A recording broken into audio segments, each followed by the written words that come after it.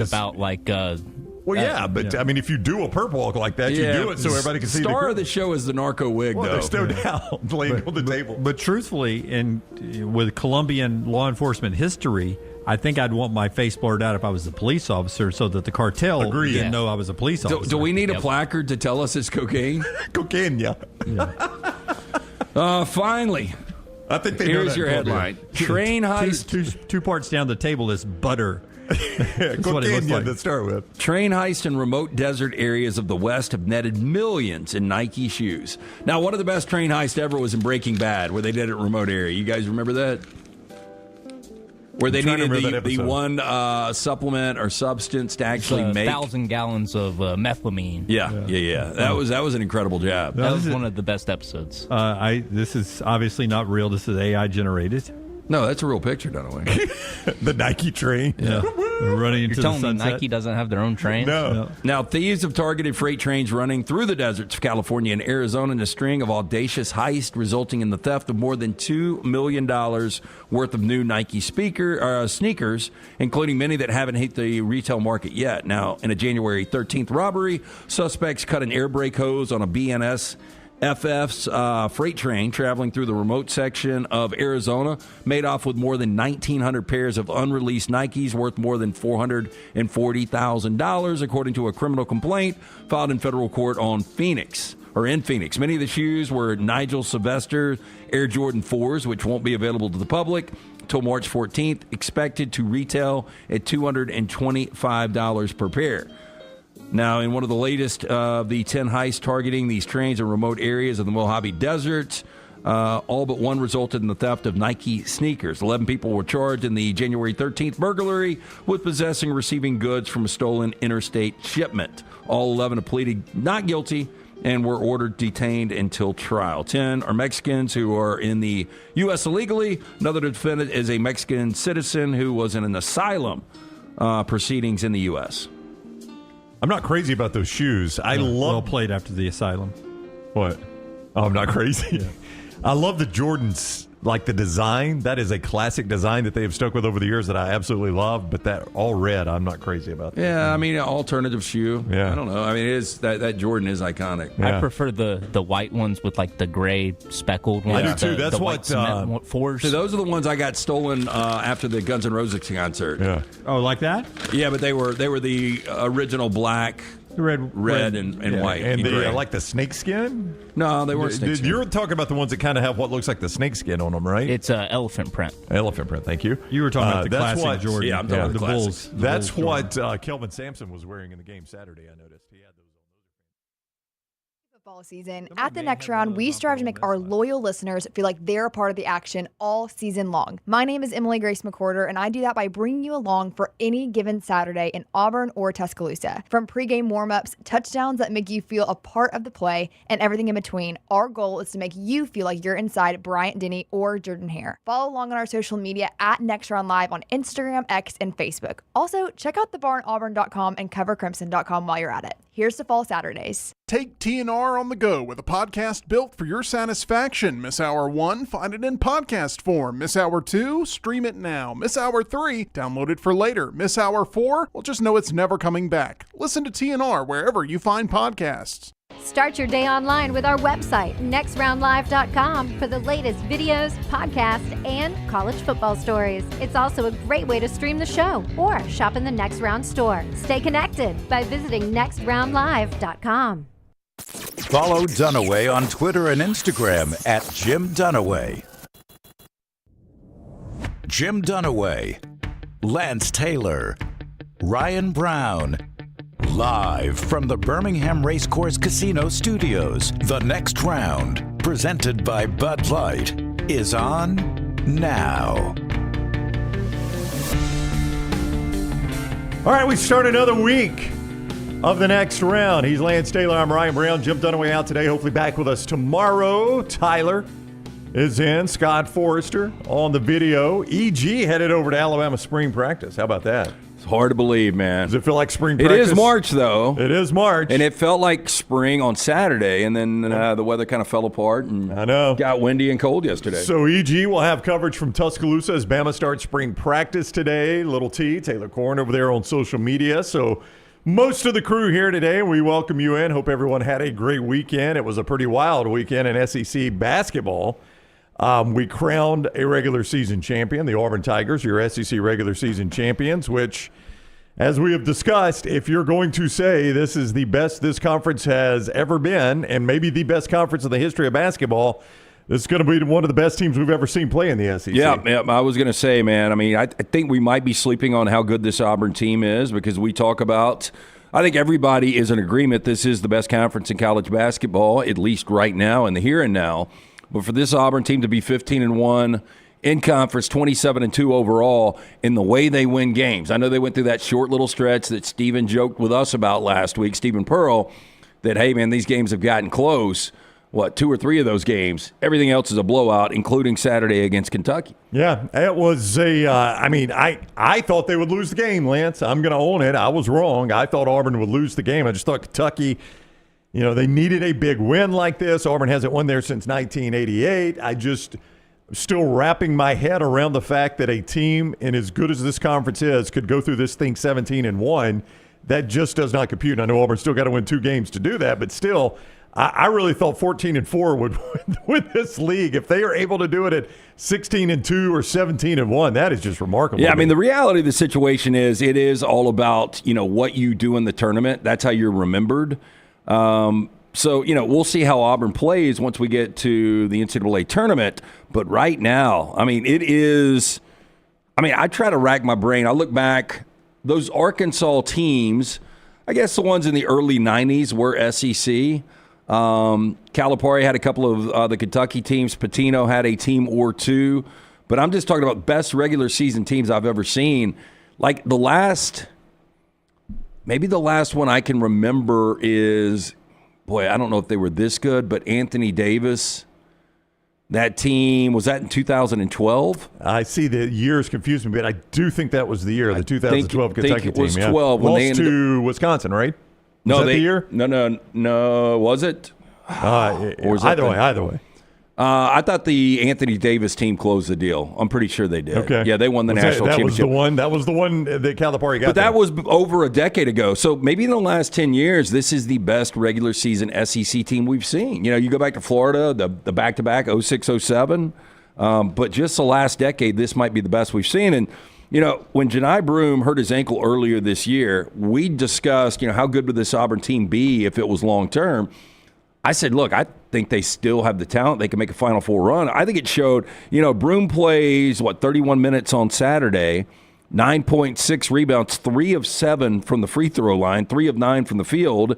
Has arguably. If I'd given you that line, you would have thought the final was won. Yeah, and they win by 16. I know, that's what's in crazy. Rupp, a place they hadn't won since 1988. So my point there is, even when Broome is not getting it done, this team can still win convincingly. Yeah, I was blown away by that performance by them.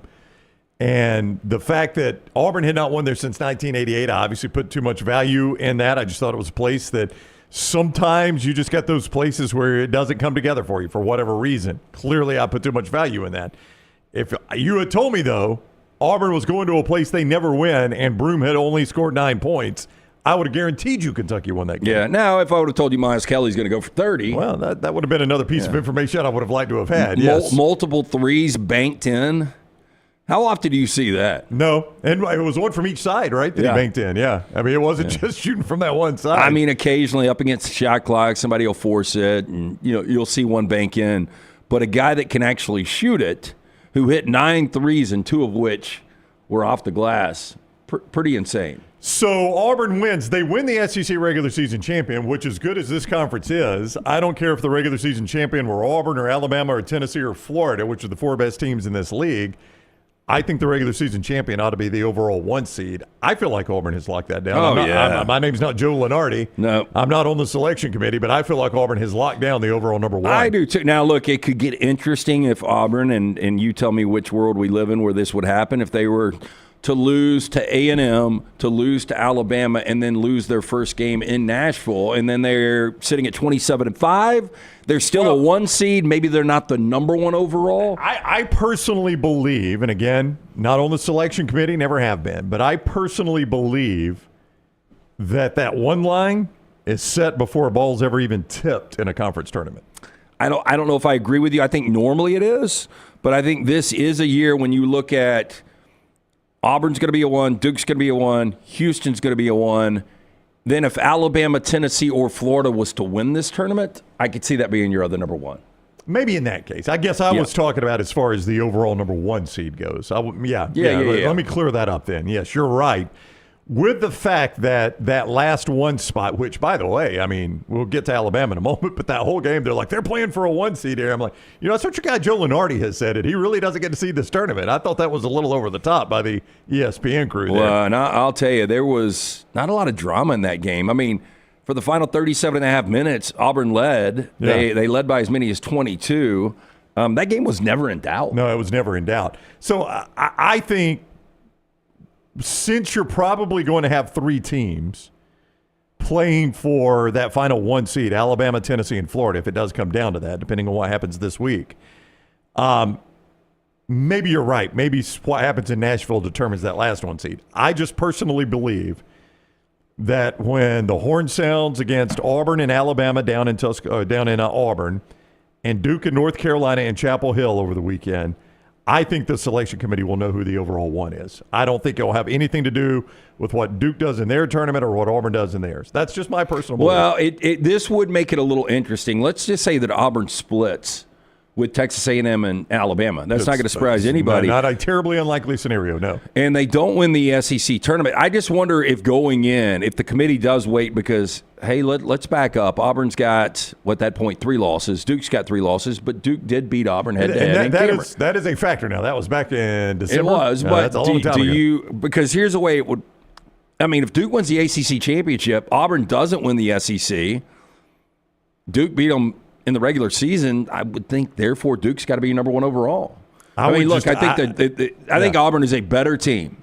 Don't get me wrong here. Much more difficult gauntlet, but the fact of the matter is they did play. I know it was in Cameron, but Duke did beat them in the regular season, and if all the other credentials are the same, I wouldn't be shocked if the committee did it that way. Yeah, the head-to-head is interesting. I mean, I have a hard time when you've got a 30-some-odd game sample and you're going to boil it down to one head-to-head on somebody else's floor. To me, that's not the way I would seed a tournament, but I've never seeded one either. And I don't know. I did find out, and we'll get to this in a little bit, because I looked this up this morning. Because, as I said, during the Alabama-Tennessee game, they kept telling me this was for a number 1 seed, even though maybe somebody on the selection committee told them that. But I felt like they overplayed that a little bit, that we were playing for a number 1 seed there between Alabama and Tennessee. I think it's too early. Yeah, I agree. I don't know how you feel about this, but Tennessee drops another game. Alabama drops another game. St. John's and or Michigan State wins out. I'll be interested to see the rankings today when they come out, because Michigan State's now won 4 consecutive games. They're really creeping up. They really jumped up into the top 10 last week. St. John's wins their first Big East championship since the early 90s. Both of those teams are going in the right direction. Alabama coming off, a stunning loss the way it actually went down. You just wonder if Alabama falls behind both St. John's and Michigan State. They may in the polls. I don't know. But here's your problem. Are you talking about in terms of them? I'm just talking about if they were to. I know right now where the metrics are, Alabama is in front of those 2 teams. I'm just saying if St. John's goes on, doesn't lose again, wins the Big East tournament. Michigan State wins the Big Ten tournament, doesn't lose again. Alabama absorbs another loss or 2, and the same for Tennessee. Could one of those teams creep up there? Right now, Michigan State in the NCAA's net rankings is 11th. So that's a no on that. Yep. St. John's is even worse. They're 19th. Wow. You want to know how crazy the net is? St. John's Saturday won their first conference championship, outright conference championship. Do you know the year? In 92, right? outright. 92 was a tie, apparently. I was unaware of that. Outright since 1985, Lance. 1985. That's only 40 years ago. It's only 40 years. I was like, man, I was in third grade at Sachs Elementary. Well, and that was then. our first expansion to 64, right? Yeah, I mean, they have not won an outright conference championship since the tournament Do you expanded. remember who won the national championship that year? In 84? Well, 85, right? 85 was NC State, right? Nope. Was no, that 84? 83. That was 83. Yeah. 85. 84 was Georgetown. Georgetown. Who was 85? Villanova, upsetting Georgetown. Oh, that's right. Because didn't they Rupp shoot Arena. 76% from the field? Yeah, but that was the last game before the shot clock. Did you know that? Villanova played a pre-shot clock era game plan. And that was the last season before the three-point line, I think. Yeah, maybe it was. Or maybe that was 86 or 87. Did both those come in at the same time, three-point line and shot clock? Yeah. St. John's won their first outright conference championship since 1985. They dropped a spot in the net. They went from 18th to 19th. That's crazy. Well, now Seton Hall's awful, so it didn't help their strength of schedule. But, I just don't see any way that either one of those creep up. I think Auburn, Duke, Houston are locks at 1. Yep. Florida, Tennessee, Alabama are probably the only other 3. Like in the net, if you just go by the net, you tell me if these feel like 1 seeds. Your next teams after Bama are Texas Tech. Does that feel like a 1 seed to you? Gonzaga? Nope. Iowa State? Nope. Arizona? Nope. And now we're to Michigan State. So I think it is between Florida, Tennessee, and Alabama. I don't know if Florida can win out. Well, I don't know that Alabama can. I don't think Alabama will. I don't think Florida will. Yeah. Because I think Bama could beat Florida, and then Bama turns around and loses to Auburn, right? Yeah, or could lose to Florida and beat Auburn. I mean, neither scenario would surprise me right now. And then Tennessee. Tennessee's got Ole Miss and South Carolina. They got the easiest stretch. Yeah, they do. Now they got to go to Oxford. I don't know what kind of Ole Miss team you're going to get. Boy, they've been inconsistent. But, yeah, you figure Tennessee's going to beat South Carolina just going through the motions. Yep. Tennessee's got the best setup going forward. Who's Florida's last game? Do you have it? Florida's last game is Ole Miss in Gainesville. Dang, Ole Miss got a tough finish. They got to play Tennessee and Florida. Yeah. Good thing they already locked it up. Yeah, I mean, they're trying to get a better seed. They finished with Tennessee and Florida. Jeez. Do you remember when Tennessee and Kentucky used to play the last regular season game of the SEC every year? And it always had a lot of meaning. But they used to play that last regular season game. So Auburn wins it. Let's hear from Coach Bruce Pearl. Cut 1, if you will, there. Tyler, this is the Auburn head coach. 1988, and he's about to do the math for you. 1988, last time Auburn had won at Rupp Arena. You go up there knowing you can at least clinch a tie. They had to wait to see what Alabama and Tennessee did to know if you won an SEC championship. But if you clinch a tie, you felt pretty good you were going to take home the trophy. Here is the Auburn head coach after that win at Kentucky. I was prepared to win, but I was also prepared to lose, which I've done a lot in this building. Last time I had a win here, Chris Lofton, I'd be curious how many he had, but it was in the high 20s, had a big game, and obviously Miles Kelly had a huge game tonight. But my line was going to be, every now and then when y'all have a coaching change, my name comes up. Why in the world would you ever want me to be your coach when I can't win in Rupp? That was going to be in my line. There have been times I've brought really good teams in here, and we've gotten spanked. And every now and then I walk away going, you know what, I thought that Pearl could coach a little bit. He can't, whatever. And so I want to bring a team in here, and I want to play good basketball. I want to honor the game, whether we win or lose. And we've played well a couple times and gotten beat. But this is obviously historic. Two wins and 31 losses and 33 tries. And for this one to be for a championship, it's what we do it for, to make history. This is our fifth team in the last 8 years that has won either regular season or tournament championships. So I'm just super, super proud and super happy about that. Yeah, so Auburn wins the SEC championship. He gave you the numbers there at the end. So 1988, you want some things that happened in 1988? Last time they won. I gave Little T a video. I love to see these, and I didn't see this roll out on the broadcast on Saturday. Now, I was in transit a couple of times going back and forth and listening on the radio. So, sometimes they do this. Right. This was what was going on in 1988. Price of gas is always a big one, right? And by the way, it was below $1. Yeah, what did you say you gave Taylor? I gave Taylor, I did a video for her that Ronald Reagan was president, finishing up his second term. You had gas price. No, I didn't do gas price. I did the number one song. Do you know the Billboard 100 number one song that year? 1988. I bet Tyler loves this song. I Want to Dance with Somebody. It was not I Want to Dance with Somebody. 1988 number one song, Billboard Top 100, Tyler. There's no way you're going to guess this. Bon Jovi. No way. I'm terrible with the years music came out. It's not Bon Jovi. It was Faith by George Michael. And when you think of Faith, what do you think of by George Michael? It was the photo that Little T used. I can't think of anything but him leaned up against that jukebox. Okay. In the video. Okay. You remember the video, right? I do, and he had the mirror sunglasses. Yeah, right? he's got the mirrored sunglasses, the tight jeans. He's leaned up against the jukebox, one leg on it, one leg off. Here are some other things. Floppy disks were still a thing.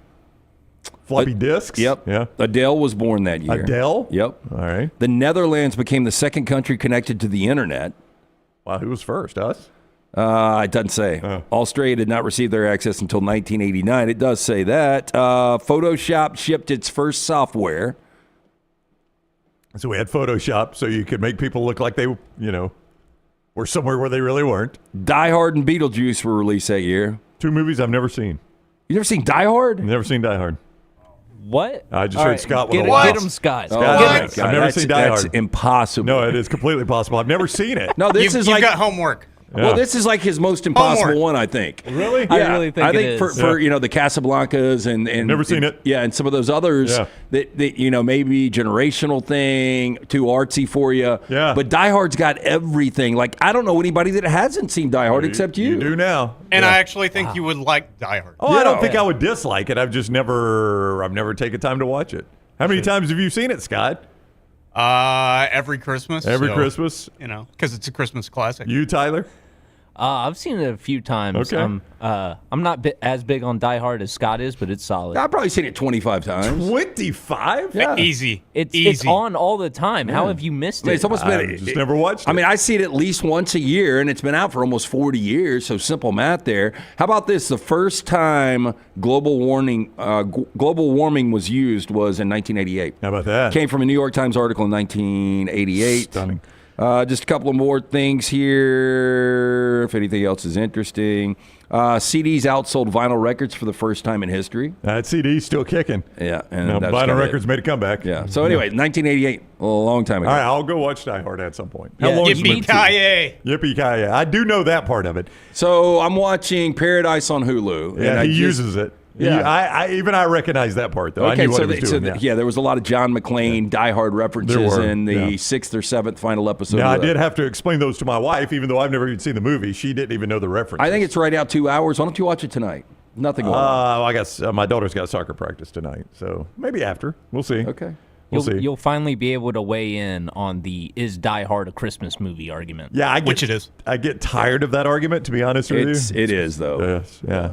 I really don't care, but I'll let you know if I think it is after watching it. I mean, when I'll watch Christmas- it not on Christmas, so I'm not in the Christmas spirit, so that should tell you everything you need to know. When the entirety of the movie takes place at a Christmas party and Christmas is referenced no less than 10 times, how is it not a Christmas movie? Same with Gremlins. I do know. Gremlins is 100% a Christmas movie. For sure. I do. And now, is the movie set on Christmas Eve? Do you know? I don't think it's Christmas Eve. Okay. Yeah. Because the weird thing is, at one point, right, the guards are watching Notre Dame and USC play football. Yeah. And everybody's always like, how can it be Christmas if Notre Dame and USC are playing football? I'm like, well, they're in a crappy bowl game, obviously, back at that time of day. But I do think I remember that game being played in Southern California, which means it would have been late in the year. I've seen the building in L.A. that was the Tommy Plaza or whatever it is. Isn't that building in L.A.? Yeah. Actually, yeah. Nakatomi. Yeah. I've seen that building when I was out in L.A. So I'm familiar with some stuff around the movie. I just haven't seen it. It's pretty fascinating, too, the movies that made us. Have you guys seen that on Netflix? And they do the deep dive on Die Hard? I have and not. The special effects and everything with it. Yeah, it was... because Bruce Willis at that point, which I saw over the weekend. He had hair. He cannot communicate anymore. He can't talk. What? Bruce Willis can't talk anymore? Oh, yeah. He's had degenerative... I forgot what the disease is. I knew that. But, yeah, he can't talk. Saw that over the weekend. But anyway, in 1988, he was in Moonlighting, and he was kind of an unknown, and they rolled the dice giving him this opportunity, and, boy, he ran with it. Yeah. Boy, did he. So I just Googled it real quick. It said Bruce Willis was diagnosed with aphasia, which is a language impairment, and then 10 months later, he got a more specific diagnosis of frontotemporal degeneration. So Yeah, the frontal lobe shuts down. That's terrible. I didn't know that. Can't talk at all. Yeah, I knew he was struggling with some health issues. I didn't know it had taken his speech away from him. So, awkward transition back to this. Auburn wins the SEC championship, and the Tigers will get the double bye. They'll be the 1 seed in Nashville, which means you tip at noon, and likely, I think, have locked down the overall number 1 in the NCAA tournament. Worst case, they're the second number 1. So they're going to get one of the 2 best draws in the NCAA tournament. And we can, whenever you want, release our Nashville plans. Yeah. Well, let's do that after we do this. I'm going to tell them about Johnson I don't have RV the times completely done yet, but we can go with the original time and then figure it out. We'll work from there. Johnston RV Center, I-65, exit 304 in Coleman, 334 in Decatur is where you find Johnston RV Center.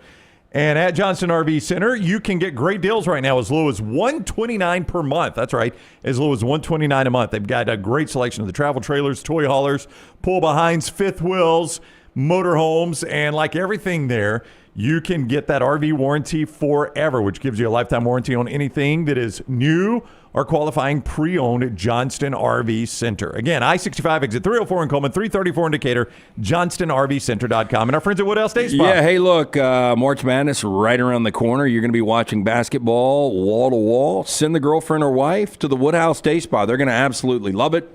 It is Birmingham's best day spa located at the Summit Shopping Centers right off of Highway 280. You can choose from a menu of over 70 options, including massages, body treatment, skincare, waxing, nail services. You can order gift cards 24/7 online, birmingham.woodhousespas.com, or just stop into the Summit Shopping Center's beautiful location up there. Go see Stuart and the great staff. Tell them the next round sent you. All right, so the SEC tournament in Nashville every year. A lot of years we've done shows from there. Just depends on what's going on. But we will be back up there 1 week from this Friday. 1 week from Friday, we'll do a Friday show. I would expect Alabama's got some scenarios where they don't end up with a double bye. I still think Alabama's going to get the double bye. But I think both Alabama and Auburn are going to start their games on Friday. So we'll be doing the Friday show from up in Nashville. Yeah, we're going to be on the roof at Losers from 10 to 1. That's the plan right now. Now, the time is a little tentative based on the fact that Auburn is tipping at 12, so we'll figure that out. But right now, we are tentatively changing kick time of the show from 9 to 12. We're going to go 10 to 1. It is brought to you by our friends at Kicking It Coolers. They've got 5 new flavors coming out this spring, including lemonade, sour blue raz, pina colada kicker, now exclusively through Tennessee Shine Distillery, located right outside of the Great Smoky Mountains. And is it Sevierville, Tennessee? I think it's Sevierville. Sevierville. Sevierville, Scott? Sevierville. Yeah, Okay. Sevierville. All right, thank you. So there you go. It's going to be from our friends at Kicking It Coolers. We'll give you more information on them and their great product. We'll have plenty of that if you come see us at Losers on the Rooftop. But that is coming up, is that a week from Friday? It's 1 week from this Friday. A week from Friday, 10 to 1. Yep, so there you go. That is our plans from up in Nashville. And, of course, Jim and Little T will have the coverage of the games the way they do all the time there for the Alabama and Auburn games. So the post-game shows and stuff like that you have grown to love with the basketball show. They'll still be doing that from Nashville. Now to Alabama. So the Crimson Tide, according to what Carl Ravitch and Dick Vitale and Jimmy Dykes were telling me, could have maybe locked down a 1 seed Saturday in Knoxville. For 39 minutes and 30 seconds, that was going well for Alabama. But you got to play a full 40, and the Crimson Tide did not play the full 40, and Tennessee did. That was I've talked to a lot of Alabama fans over the weekend that were like, look, I know in the grand scheme of things, the way basketball works, that was not a fatal blow, but that one was tough to digest for me. Oh, yeah, you're right. I mean, it just seems like Alabama kept Tennessee at arm's length the entire game. They look like the better team the whole game, Lance. And maybe they still are. I'm not going to say they're not the better team over 30 seconds, but still. Now, if you are one of those that you play the hedge, like you're an Alabama fan, but hey, I'm going to play Tennessee, and hopefully it doesn't hit on 1, 2, or 3. I had Tennessee minus 3.5. It hits on 3. I was hoping that thing would go to overtime. You just had a feeling after the 5-second violation that Alabama was going to lose that game, did you not? Oh, yeah. But I thought they were going to lose it in overtime, though. Yeah, I did too. I think they were going to lose it in regulation. I mean, where do you want to start? I mean, because that last 30 seconds did not go well for Alabama, obviously. I mean, you start with Grant Nelson on the foul, which he didn't think he committed a foul. He thought he was going straight up. That's one of those where maybe depending on how you've called the rest of the game, that's a foul or not a foul. I don't know. I'm not going to sit here and debate that. The foul was called. That wasn't really, I mean, you can survive that one because for whatever reason, Tennessee and especially Zakai Ziegler were not hitting their free throws down the stretch. No. I mean, that was wild, wasn't it? Zakai Ziegler is one of the best guards in America, man, hitting your free throws down the stretch. Yeah, and a guy with that type of experience, I mean, you just fully expect he's going to go in and knock those down. Yeah. But that's where it all started because that led to Jaron Stevenson not giving him maximum effort on a block out and then making it worse by you didn't block the guy out, so you just pushed the guy.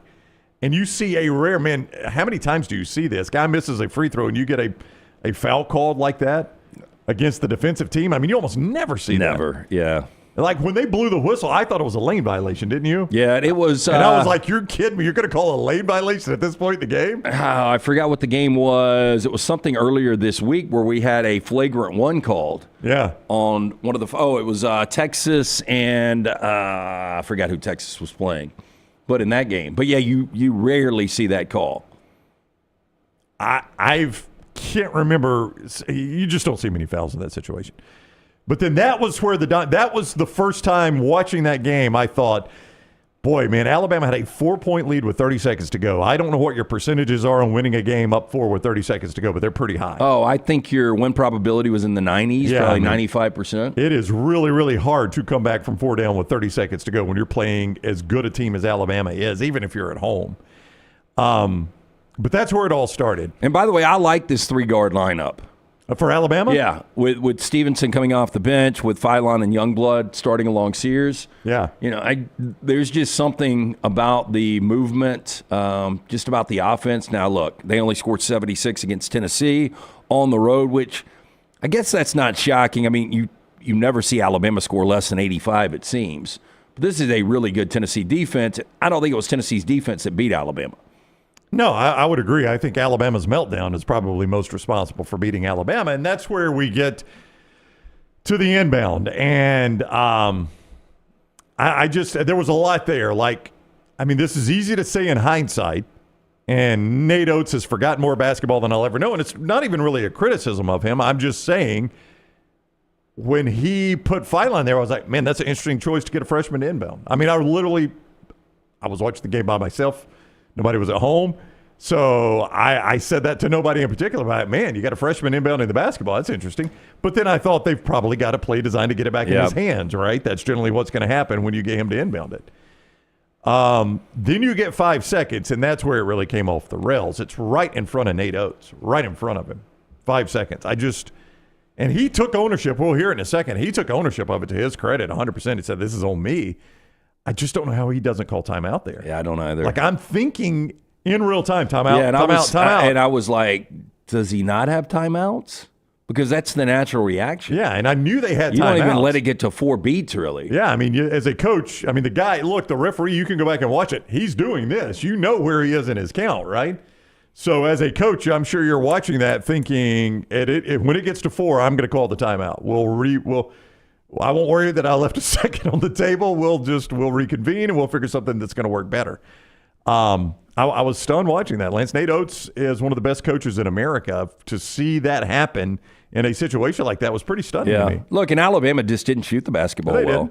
They I mean, again, that would be a credit to Tennessee's defense. But, I go back to Grant Nelson, and he's been doing a lot of other things. And, we brought up last week that he wore the hard hat, although he struggled offensively. And what was their last game out?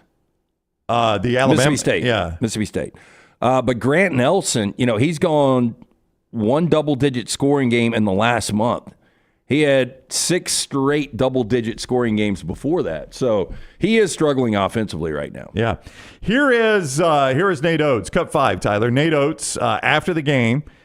Nate is a very honest guy. That's one thing I will say about him. You've noticed that when he comes on the show, he doesn't really pull punches. Nope, not at all. We've interviewed Nate Oats no telling how many times. Don't think he pulls punches with his players. He doesn't. He's very honest about his players. He will say when a guy needs to get better. He will say when a guy has not lived up to expectations, and he will praise them when they do. I think he is a very, very honest guy.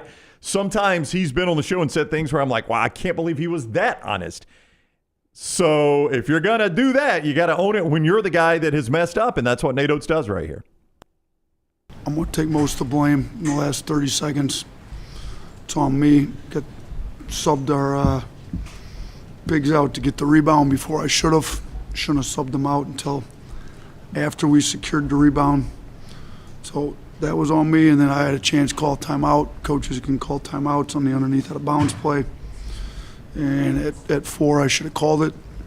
I thought we were getting it in, and that's on me. So, and then we probably could have had better guys in, being a little smaller at the end with the 3.8 on the clock to make sure they didn't get the ball up the floor. So we work on into game situations in practice and expect our players to be good at them, and I was not good for the last 30 seconds today. So I feel like I failed these guys, for 39 and a half minutes. They outplayed them. They were up 4.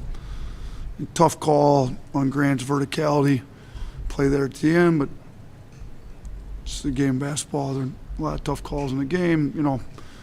Worst case scenario is they make a free throw. We still have the ball with 30 seconds to go, up 1. And I should have left the guys in to make sure that we secured it before we got to the offensive end. And we give up, we foul, getting the rebound at the free throw line. They make 2 for 2, which you got to give them credit. We got to do a better job making our free throws. They shoot 73%, we shoot 65%. We shot 50% at the rim, 65% at the line. It's hard to win big games like this, but we're still up 4 with 30 seconds to go, and too many coaching mistakes in the last 30 seconds. I mean, that was a lot of what he did wrong. I mean, he at least. So after the violation, as far as, in that point, do you really want to give Tennessee more time by calling a timeout and getting the right personnel in? I know. You don't want to give them a chance to draw something up, do you? And I did think it was interesting when Meshack hits that, you see Amore coming over trying to block the shot. I mean, you did have a lot of length in, and you would rather have, guards on ball, like making it more difficult. Meshack, by the way, had 7 threes in conference play before that 3. That was the guy you wanted shooting it right there. Right. I mean, from 30. Yeah, you had it in the guy's hand. Like if you said, all right, this last 30 seconds has been a disaster, Nate. I'll give you Meshack shooting a 3 from 30. He said, okay, we'll take that. We'll take it, yeah. I mean, that's just a once in a lifetime for that guy. God, I don't know, man. And it happened all so fast, and obviously for Oats too, because he just said, there were so many different things that was going through his mind that maybe he should have done differently. But, man, when he let it go, it kind of felt like it was going in. Yeah, I'll be honest with you. I'm watching in live action like that's falling. And that ended I don't up, know why I felt that way. In retrospect, being a hell of a game. Oh, it was a fantastic game. They were calling it game of the year. They call it the biggest game ever at Thompson Bowling. I did not know that going in, but that's what Ravitch and Jimmy Dykes were saying. Thompson Bowling at Food City Center. Have you ever been to a Food City? Yeah. I don't think I have. Is it just Tennessee thing? Tennessee, North Carolina, up in that area. Okay. Those are pretty big. Yeah, I've been to a Food City. I don't know that I would say it's anything to write home about. It's not Whole Foods. It's a grocery store. Grocery store is a grocery store to me for the most part. But, it's a grocery store. Now, there are people that are saying it wasn't 5 seconds. And I've gone back and watched it. It was 100% 5 seconds. Now, Jay says in the chat room the ball was out when the whistle was blown. So I don't know. I did not go back and watch that part. But here's the reason I know it was 5 seconds, because I'm firing up the grill. We're going to grill some steaks, and my wife was at the store. I'm firing the grill up, so I got the game on outside. And as they're inbounding the ball, I'm walking back inside, and I stopped to watch that play, and I'm like, holy crap, it got 5 seconds. So I was going to go back inside and rewind it, because watching it in real time, it did not feel like 5 seconds. Well, you ate early on Saturday, didn't you? That was about 5:30. I got to grill before it gets dark. Time hasn't changed yet. I wanted to grill before it got dark. So I go back in, and I don't even have to rewind it. For whatever reason, the TV in my den was behind, and the play's about to start. So I count I'm watching the guy, and I count, Lance, it's 6, almost 6.5 before the ball is inbounded. Like, it wasn't a quick 5. I initially thought it was, but I go back and watch it. It's not even a quick 5. Yeah, 5 seconds it is when ball is released, but didn't it used to be when ball was in hand or touched? Oh, inbounds? I don't remember that rule. I thought a long time ago I thought as long as you released it by 5, I know that's the way it is now. Yeah. But I think there was a time when yeah. I'm just saying, in real time, you watch that. First of all, how many 5-second calls do you see anymore? Not a lot. On an inbound. Most of the time. Well, again, you get a timeout. Because you get 70 timeouts in college basketball. So normally they've called a timeout. And I initially, it was like, God, there's no way that was 5 seconds because you're not used to that, especially in that situation. And in my mind, I'm thinking Nate Oats would have called a timeout if it was that close to 5 seconds. So I go back in and watch it. I'm like, holy crap, it was almost 6.5 seconds. It was a slow 5. They had forever to get that ball in and still couldn't do it. I don't. So Tom says you're right that it had to. Boy, we asked the refs to do a lot. So he's got to count 5 until the guy inbounds touches it. I mean, what a weird rule that was. Yeah. I don't even remember that being the rule. Oh, yeah, it was. I forgot when they changed that rule. Well, but that was a tough loss for Alabama. Now you regroup, and if Alabama does win out, I mean, obviously by winning in Auburn, if you are to win in Neville, that kind of erases the loss against Tennessee. I think the Florida game's huge, obviously. Well, let's talk more about that when we come back. Obviously, it is. It's huge for both teams. We'll discuss that as it's on the horizon for Wednesday and what Joe Lenardi and some of the other bracketologists are saying as we go to the break. The Golfus is open on Highway 280. Good news, Lance. Highway 280. We got something to do on Highway 280 now. The Golfus is open. I'm going to give you the exact address if you give me 2 seconds. 520 Cahaba Park Circle. It's right there near Pink Package and Mings, right there off 280. It is 4 bays. They got tons of parking there, tons of food options. It is a great place, by the way, to enjoy some of the postseason basketball. They'll have the games on the TVs in the bays. You can enjoy Birmingham's best golf simulators right there at the Golfus. Highway 280, Cahaba Park Circle near the Pink Package. It is always 70 degrees at the Golfus. There's never wind. There's never rain. It's a great place to go. Watch the games and enjoy the golf simulators. Bring your own food. Bring your own drinks. Bring your own clubs and have a great time at the Golfus. You can book a bay and see more at thegolfus.com. That is thegolfus.com. Follow Brownie on Twitter and Instagram at Ryan Brown Live. Hey, there's nothing worse than waking up to a plumbing problem. Don't get caught in a flooded house. Call the guys at Hemp Hill Services. Adam, Chad, and the team at Hemp Hill are the only ones I trust to fix it and fix it right the first time. Hemp Hill Services does it right and always at a fair price. For all of your plumbing, cooling, and heating needs, trust the name that Birmingham has trusted since 1954. That is Hemp Hill Services. Call now, 205-229-2090. That's 205-229-2090. Hey, Lance Taylor from the Next Round to tell you about one of our favorite places for breakfast, lunch, and dinner. That is Hamburger Heaven since 1982. Hamburger Heaven has been serving Birmingham's best hamburgers, cheeseburgers, French fries, hand-spun milkshakes, and sandwiches made fresh to order. All of their ingredients are fresh and prepared daily. This includes their beef, always fresh, never frozen, hand-pattied each and every day. For breakfast, lunch, or dinner, visit any of the 4 locations, Highway 280, Irondale, Gardendale, and Homewood. Follow Next Round Live on Twitter, Instagram, Facebook, and YouTube. The social media team at Next Round Live is dedicated to giving you daily news conferences and practice video from UAB, Alabama, Auburn, and around college football. Follow and compare to the sites you used to visit. You'll also get the latest highlights and news from the Next Round Daily Show. Turn on the notifications so you don't miss a thing. Next Round Live on Twitter, Instagram, Facebook, and YouTube. See more at nextroundlive.com. It's time to pull the trigger on the Next Round merch that you've been eyeing. We know there's a lot to choose from at nextround.store, so here's a few of our favorite picks. If you want to match LT and Brown, go with the TNR logo hoodie and throw in one of Dunaway's favorite hats. Any of them will do. The Backroom's go-to is the classic logo t-shirt, while my personal favorite is the light blue TNR crew neck. All of these items can be found at nextround.store and are EG approved. Rest assured, your order will be packed with lots of love from us here at the Next Round. Head over to nextround.store to start filling up your cart. Hey friends, if you're looking to expand your business and inform the Next Round audience about your exciting brand, contact us at sales@nextroundlive.com to be part of the team and advertise your product to hundreds of thousands of potential consumers on our ever-expanding platform. Let the Next Round help take your business to the next level. Get more information by emailing us at sales@nextroundlive.com, and one of our team members will work with you to build a plan to take your business to the next level with the Next Round. Since you listened to my last message so well and got rid of those cargo shorts and stained t-shirts, it's time to replace them with Rowback. Go to rowback.com and click on the refreshed collection to find all that you need for an EG-approved wardrobe. It includes pieces that will have you ready to hit the golf course after a busy day of meetings, or comfy favorites for travel and working from home. Get 20% off using code TNR20. See, I'm saving you some money. Hang out with the Next Round on the go. Whether you're driving to work, running errands, sitting on the beach, or you just need a break from the real world, we can keep you company. Check out the Next Round, Mystery Fifth Hour, and our other shows on your favorite podcast app. We'll meet you there.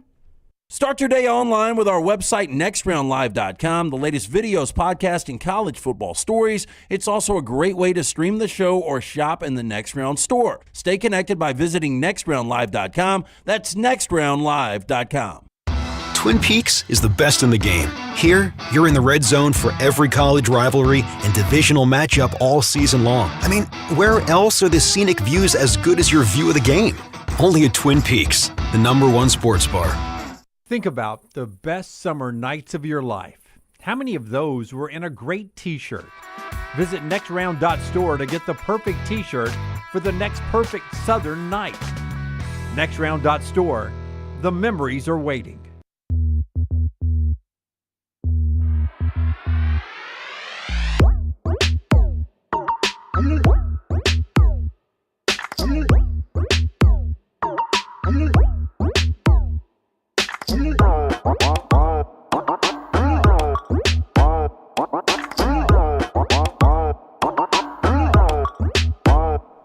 All right, we continue on the Next Round, presented by Bud Light. We are getting some clarity on March Madness, as it looks like the Auburn Tigers and the Duke Blue Devils, of course, are going to be the 1 and 2 seeds. I think Auburn is the overall #1. I think Duke will be #2. I do think Houston is maybe not a lock right now for #3, but I think they're probably going to be the #3. And then it comes to the #4 seed. Now, you seem to think, though, that they don't look at tournaments at all. I do. I mean, if not at the top. Okay, but if Houston doesn't win the Big 12 championship. The regular season? No. The tournament? Tournament. I don't think it matters. I really don't, man. I think history has shown us they don't look at those tournaments. I think Houston's going to. But if they didn't for some reason, because there's so many teams bunched at the top, I don't know. I just think, Lance, that normally, so that Big 12 tournament, does it end on Saturday or Sunday? The Big 12 tournament ends on Saturday. On Saturday. I'm pretty sure. Yeah, I think by the time they get to that championship game, I do think it's Saturday night, if I'm not mistaken. By the time they get to that championship game. I know ACC was Saturday night, so I think the Big 10 and the SEC are the only Sundays, right? I think by the time they get to that championship game on Saturday night, I would say the top 4 seeds are almost set. I think they're working on the bottom of the bracket. I think historically we have seen teams go on runs in tournaments, and the vast majority of the time, you don't see it reflected in their seeding, or you've seen teams bow out early. Now, there are exceptions. I'll give you a great exception to this. Syracuse was out of the tournament going to Madison Square Garden. You remember this, right? Yep. I'm not going to remember the year. Out of the tournament going to Madison Square Garden, ran all the way through had to win the Big East tournament to get in this thing, won it and got in, and they were like a 5 seed when they got in. And I remember, you've said this before about like Georgia under Dennis Felton when they did the same thing in the SEC. I remember everybody was like, boy, Syracuse is that 5 seed you don't want to see. That 5 seed Syracuse, look how hot they are. And I remember saying on Jocks at the time, guys, they played 30 games before that and they weren't even in the tournament. Why do you think they have changed overnight? This is not a good team. And, of course, what happened? They lost right away, didn't they? Yep. I think they got bombed, if I remember right. I think they lost. Maybe. Do you remember that? I think whoever the 12 was, I thought beat them pretty badly. Here are the Sunday games for championship. It doesn't tell me. This tells me where the arenas are, so you have to help me out. We know, obviously, Bridgestone is going to be the SEC. Yep, that's the early one. Indianapolis is going to be the Big Ten. That's right. That's the late one. That's the one where a lot of times they feel like that team, it's another reason I don't think they pay close attention to the tournament, because they've got the bracket set by the time that game's over. Providence, I'm going to assume, is Big East? Yeah, it'd have to be. Dickies Arena in Fort Worth. That's American. It's where UAB and Memphis. Okay, and then finally Capital One in D.C. I believe that's ACC, if I'm not mistaken. So the ACC has moved from that used to be a Saturday night. Yeah, it used to be Saturday night. Yeah. So I really don't think they pay that close attention. I think Auburn was a good example last year. Auburn won the SEC tournament, and how did they get rewarded? They were a 4 seed in Spokane, Washington, you know? Yep. So I really don't think they pay that close attention. Now, with that said, I do think they pay very close attention to regular season. I think that's what sets this thing. And I think for Alabama now, as we finish discussing Alabama's loss to Tennessee, I do think they're still alive for that 1 seed. I don't think it's a given that they're going to be the 2. They are 6 in the net. If Tennessee wins out, it is going to make it tough, though. Wouldn't you agree with that? And yeah, Tennessee's just at Ole because Miss. the one game you saw head-to-head, too, with Tennessee and Alabama, Tennessee did win that. But, man, I mean, Tennessee, as you said, has the favorable schedule moving forward with Ole Miss and South Carolina. Man, if Alabama was to beat 2 top 5 teams in Florida and then go on the road and beat Auburn and Neville. That's going to be tough to overlook that. Yeah. That is going to be tough to overlook that. Then you start to look if Houston does have a loss somewhere. That's what I'm saying. Yeah, what is Houston's remaining? I know I'm asking you I a lot don't of think. questions Well, I here. don't think that they can lose a regular season game based. Last week was Texas Tech. That was the one that I kind of thought they would lose. Yeah. Well, they've got Kansas. I mean, look, Kansas obviously loses again over the weekend. Yeah, boy, this Kansas team, are they even in the tournament right now? We're talking about a limping And team. then they got to go to Baylor. I mean, look, those are losable games. Yeah. They beat Baylor by 11 earlier this year. They beat Kansas by 6 earlier this year. So those are losable games. Here, I'll do this because they love now. Houston's record is 25-4, and Alabama's is 23-6 right now. But they love doing this kind of stuff. They love looking at quad 1 wins. Now Houston's got 7 of those. But you do remember who Houston lost to earlier this year. They lost to Alabama. Yeah. And if you're going to do that with Duke and Auburn, you got to do it with Alabama and Houston too. But Alabama in quad 1 and 2, you see this stat a lot: 17-6 in quad 1 and 2. Houston in quad 1 and 2 is 16-4. I mean, that's a lot alike. Yep. But now Alabama, in your scenario, they win 2 more quad 1 games and quad 1A games, by the way, Florida and Auburn. I mean, that would give them 12 quad 1 wins and give them 19 quad 1 and 2 wins in what you're painting right there. It's a lot to ask of Alabama to beat both Florida and Auburn, but if they did, I'm with you. I would have to reconsider this, even though even if Tennessee beat Alabama. Here's the thing. If Alabama splits these 2 final regular season games and they were to win the tournament in Nashville, I think because there is so much hype around this conference this year, and that's going to be your lasting impression, I think it would be difficult, even Alabama with at that point 6 losses, to not get a 1 seed by winning the SEC tournament. Yeah. Because at that point, how many games would Alabama win? They would get. If they I don't won, even know. They wouldn't have the double bye, would they? If they lose another one, it depends. There's scenarios where they do and where they don't. Top 4 seeds get the double bye, obviously. well, let's just say that they get 4 more wins. So if they end up 26-6, winning the SEC tournament. Well, at that point, now I know I think they don't pay attention to the conference tournaments, but let's just say what you're talking about is true. That is going to be 5 straight quad 1 wins to end the season. Yes, because you would have Florida, Auburn, and then whatever 3 games they play in the conference tournament will be quad 1 wins. That'd be 5 straight to end the year. That would be very, very difficult to overlook. I do not disagree with you there. Houston will not have that opportunity. And if by chance one of those were a rematch with Tennessee and you end up splitting there, that gives the committee the door to say, yeah, okay, they lost to a buzzer beater in Knoxville, but they also beat them in Nashville. So, well, it goes back to what we've said for a couple of weeks now. So Auburn and Duke have been on the one line. They look like they were not coming off for a couple of weeks. It looks like it would be impossible for either one of those to come off now. But I'm kind of only confident in saying those are for sure your only 2 1-seed locks. Scott says Houston is a lock. You disagree with Scott?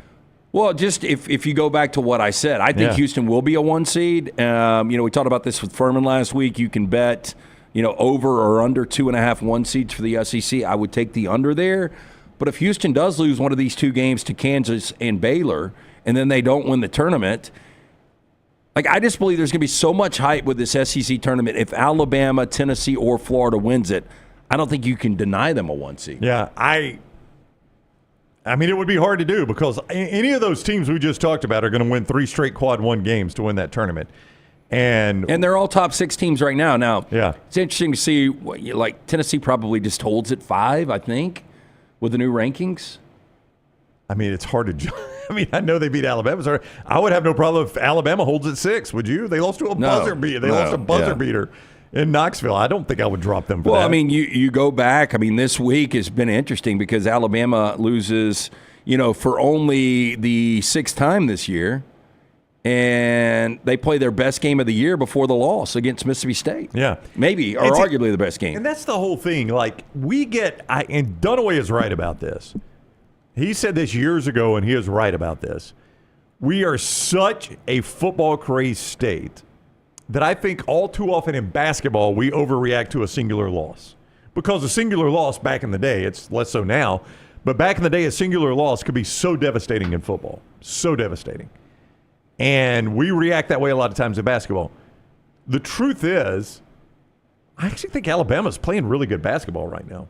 Oh, yeah. I mean, I'm going to look past a bad 30 seconds and say they're playing really good basketball right now. Now, they have lost 3 of 5, which is kind of weird to say, but when you look at those losses to Auburn, at Missouri, look, the defense was awful. The defense was awful. But then you had wins against Kentucky and Mississippi State, 2 top 25 teams. They played very well. And then you lose to a team on the road that was 14-1 in their home arena going into that game on a walk-off. And you control the game for, it was not a blowout by any stretch of the imagination, but Alabama was in control of that game for almost the entire game against a really good Tennessee team. Do you think if you got all of your basketball insiders and you were like, list me the top 5 teams in college basketball, if there's 10 writers, how many have Alabama in the top 5? Well, they all would have Auburn, Duke, Houston. And then it's Tennessee, Florida, and Alabama. Yeah, I would say 3 or 4 because I think it would be fairly evenly split among Tennessee, Alabama, and Florida. I still think Alabama is better than Tennessee. I mean, it's hard to say after you just saw them lose, but I do too. I mean, I watched them play better than Tennessee on Tennessee's floor for almost all of that game.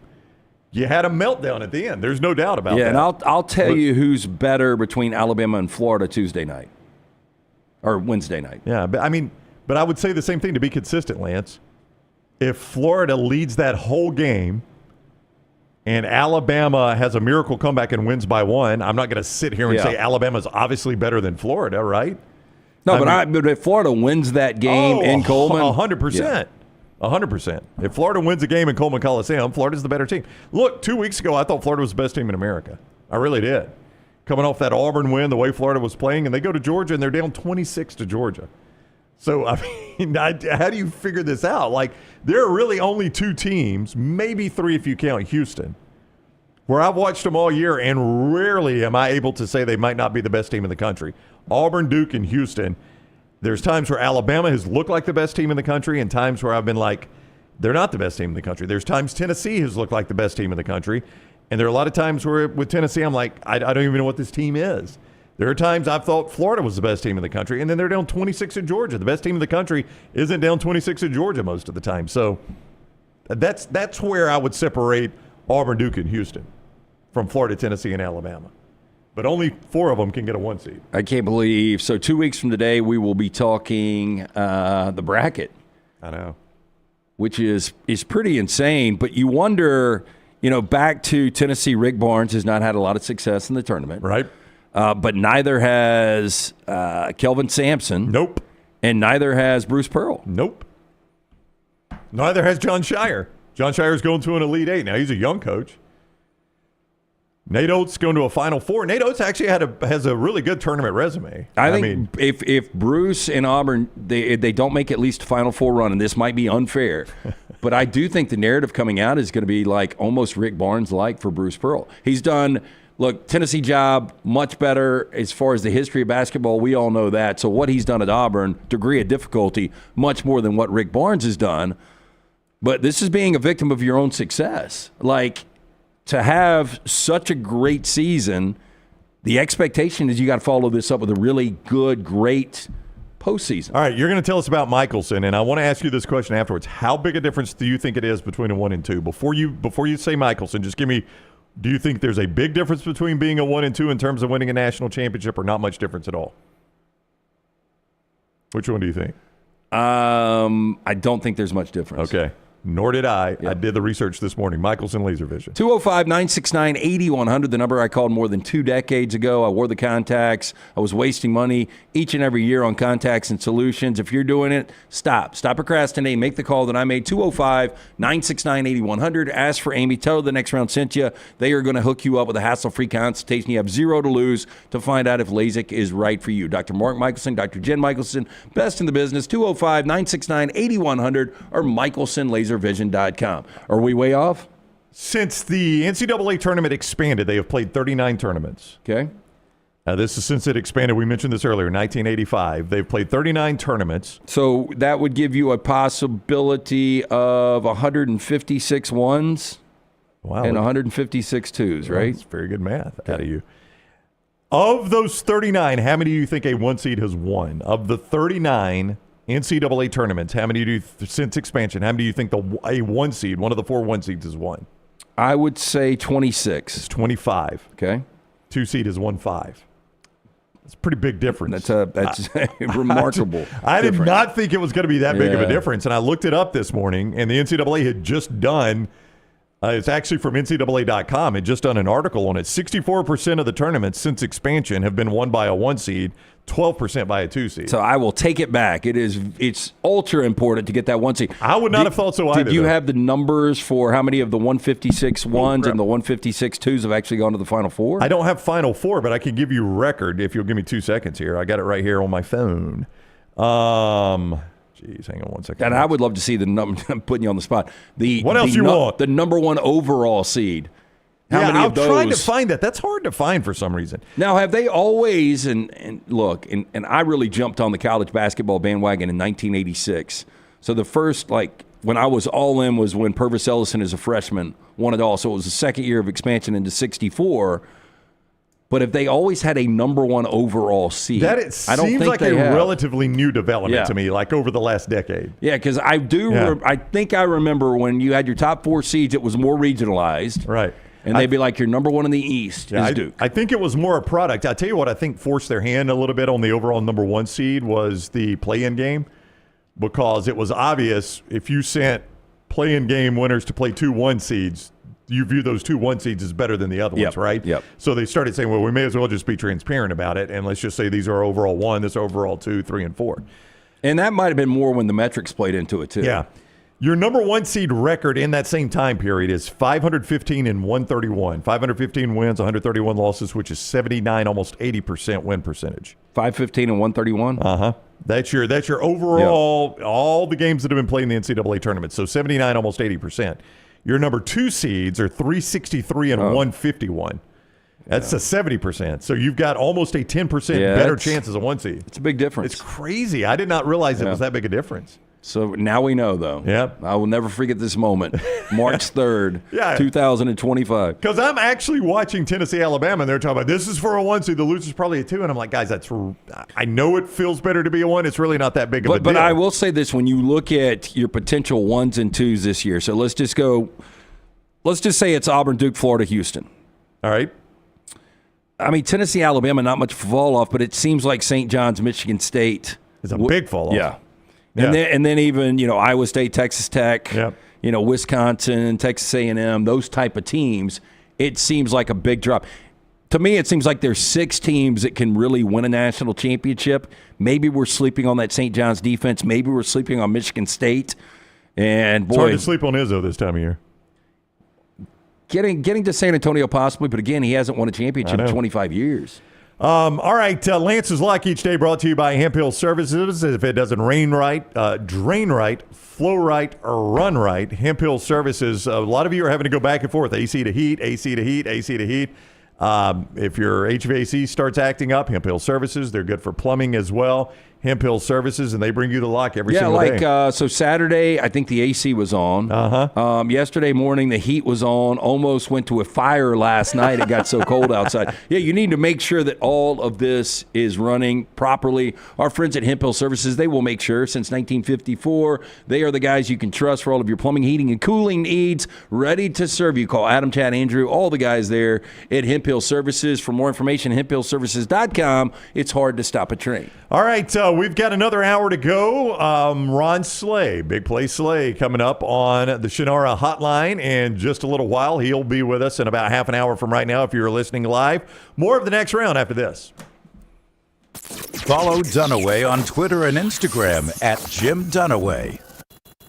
Man, I love a good meal. I'm Jim Dunaway. A good meal is what you get with my friend Sterling at Champy's Chicken on Highway 119 in Alabaster. We're talking great southern fried chicken, wonderful sides, hand-cut chicken fingers, po' boys, and those Mississippi Delta recipe tamales. You got a perfect menu for everybody. Champy's Chicken is perfect for watching the big game, or taking a meal to the lake house, down to the coast, or stay in the restaurant and dine in a great atmosphere. It's all made fresh to order right there on 119 in Alabaster, Champy's Chicken. Hey, there's nothing worse than waking up to a plumbing problem. Don't get caught in a flooded house. Call the guys at Hemp Hill Services. Adam, Chad, and the team at Hemp Hill are the only ones I trust to fix it and fix it right the first time. Hemp Hill Services does it right and always at a fair price. For all of your plumbing, cooling, and heating needs, trust the name that Birmingham has trusted since 1954. That is Hemp Hill Services. Call now, 205-229-2090. That's 205-229-2090. Hey, let me tell you about our friends at Urology Centers of Alabama. Compassionate and comprehensive urological care with 35 physicians, 17 locations across Alabama. Their patient-centered approach to all of your urological needs. Remember, they've got that new men's health center. It is beautiful, helping men with a wide range of sensitive male issues in a comfortable environment. You can always go online, visit urologycentersalabama.com, schedule an appointment with one of their many urologists today. As we all know, there's no off-season when it comes to college football. If you want to stay in the know with all things Alabama, join us over on covercrimson.com and get $25 off your annual subscription. We'll keep you up to date and give you exclusive content all the way to the first Saturday of football season on covercrimson.com. All right, Auburn fans, I want you to become a member of thebarnauburn.com and join in on the fun. Whether it's recruiting discussions, off-season chatter, or the latest Auburn athletics news, we've got it all. Get $25 off your annual subscription when you sign up for your account at thebarnauburn.com today. War Eagle. If you're looking to expand business and inform the Next Round audience about your exciting brand, contact us. Send an email to sales@nextroundlive.com to be a part of the team and advertise your product to hundreds of thousands of potential customers on our ever-expanding platform. Join our existing partners in the fastest-growing media space, both live and on demand, and reach the most desirable audience for your business. Get information and more by emailing sales@nextroundlive.com, and one of our team members will work with you to take your business to the next level with the Next Round. Looking for a great place for that boring meeting? Leave the office and go to the Golfus. What about corporate events like board meetings, sales meetings, customer appreciation events? How about the Golfus? Watch parties for football and basketball, parties for birthdays or couple showers. The Golfus is a great place for those. The Golfus has Birmingham's best golf simulators and man caves in Vestavia on Highway 31, opening soon in Trussville and on Highway 280. Bring whatever you want to eat or drink, even bring your own clubs. Get out of the office. Go to the Golfus. Book your spot now at thegolfus.com. Just because you've quit going to the gym, it doesn't mean that you have to quit gym altogether. Dunaway, that is. With our Next Round podcasts open 24/7, 365, you can access gym anytime you'd like. While you may have done away with your treadmill routine, our version of Dunaway is standing by ready to get you back to your absolute best. Find all that lovely Jimmy D-led content on Spotify, Apple Podcasts, Google Podcasts, and in the podcast section of nextroundlive.com. This message is sponsored by Jimmy Crypto Inc. and Jimmy Crypto for President. By now, you guys know how I feel about my fashion. However, did you know that I care about your fashion choices? Cargo shorts are out, flip-flops are only appropriate on the boat, and please throw away that stained t-shirt from college. You may be thinking, EG, that's all I own. What do I do? Here's what you do. Go to nextround.store and fill your cart with a wardrobe that is approved by me. Stock up on logo t-shirts, hoodies for football season, and hats for every day of the week. Trust me on this one and head over to nextround.store to get stocked up for this season. Jim Dunaway, Lance Taylor, Ryan Brown. Live from the Birmingham Racecourse Casino Studios, the Next Round, presented by Bud Light, is on now. All right, we start another hour of the Next Round, presented by Bud Light. Dunaway out today. Hopefully we'll be back with us tomorrow. Along with Lance Taylor, I'm Ryan Brown. Tyler is here. Scott on the video. Melton will be joining us soon. I assume he stayed up last night and watched the Academy Awards. Did you watch those, Tyler? I did. I fell asleep part partway through it, so I had to end up looking up who won some of the last awards. I watched for a second. I know Melton's got to be upset because Honora did win Best Picture. Was that the Hooker movie? Yeah, it was the Hooker movie. Yeah. And the Hooker won Best Actress, which surprised me. When I saw The Substance months ago, and I just randomly came across it, I was like, because of what it symbolizes in Hollywood, I thought for sure Demi Moore would walk away with that. And she was your massive favorite, but the Hooker actually won it from Honora. Yeah, I thought Demi Moore had a good shot as well, but Honora's just been getting a lot of buzz because of just where we're at in culture right now with the prevalence of sex work. Yeah. Very deep there. Yeah. So Academy Awards last night. I think we've always had the prevalence of sex work. Yeah, it's America's oldest or the world's oldest profession. Yeah, I guess America's the conversation around normalizing it, I guess. Are you and Melton doing anything on that today, by the way? On the meltdown? We will be talking all Oscars today. Okay, all Oscars. So is this going to be, 2:00. and I'm sure the recap from that might be the top 5 worst pictures to ever win Best Picture. I know Crash is always in that discussion, but do you think for Melton, Honora is going to be the number one on that list? Oh, yeah, probably. Yeah. He absolutely hated it. I thought it was, I mean, thought they it was were going good. for Pretty Woman meets like Jersey Shore, and that's what it was. Yeah, I just don't know if there was anything that was up this year that I say, hey, man, that is a Best Picture. It's almost like Green Book a few years ago. Do you remember that? I actually still haven't seen Green Book. Yeah, it was good, but, I mean, is it worthy of Best Picture? Jay says she wasn't even a very believable hooker. That's where your wife is like, Ann, how do you know what a believable hooker is? Well, yeah, I mean, she sold. comment, She Tyler? sold me. I mean, there were some good scenes in that movie. Yeah, I mean, she sounded like a loudmouth hooker. She did. Yeah, Gritty, was it described as gritty? It was very gritty, Okay. especially towards the end. right. Still wish Dune Part 2 would have won. yeah. I thought Dune Part 2 was really good. I had a feeling Conclave was going to win. Yes, that was very Just well because written. the Pope's about to die, or because it was good? No, or what? just because it was kind of that sneaky PG movie with a really good ensemble cast that nobody talked about all year. Yeah. Okay. Yeah. Conan's bit about it was the log line for Conclave is it's a movie about a conspiracy in the Catholic Church. Wait, don't worry about it, though. Yeah. It could never happen. It could never happen. I thought, by the way, Conan O'Brien was a lot older than he is. How old is he? How old do is you he? guys think he is? I couldn't begin to guess. 52? Well, I remember being in mid-40s. I remember being early in college when he made his debut on the Late Show or Tonight Show or whatever it was. Was it Tonight Show, I guess?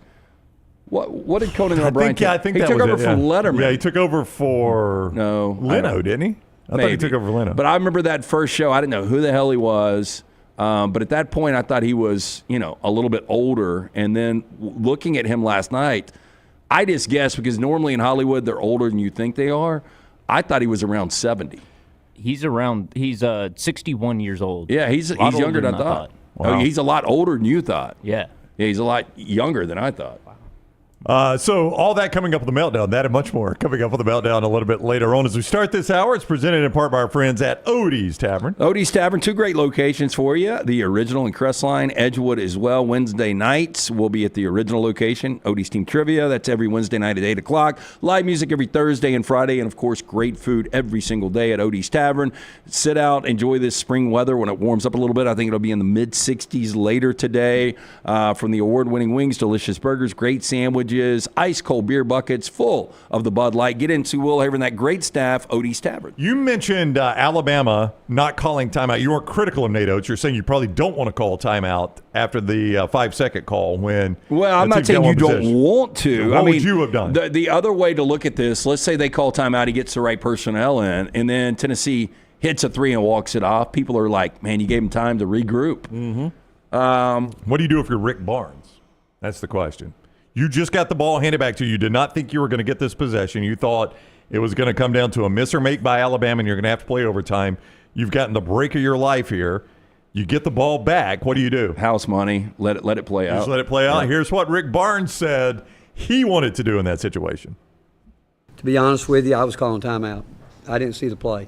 I knew when the way they lined up, Shaq and I made eye contact, and I felt like if he could get it and get it as far down the floor, if we could just get it across half court and have 1 second on the clock, we got a play where I thought we could get a high percentage shot instead of the shot from half court. But they know what to do there. And he's normally not in that position, but I looked at him and said, "You got to go." And I told him, they know I'm going to call the timeout. I made one good coaching move today. I didn't tell the referee I was going to call timeout.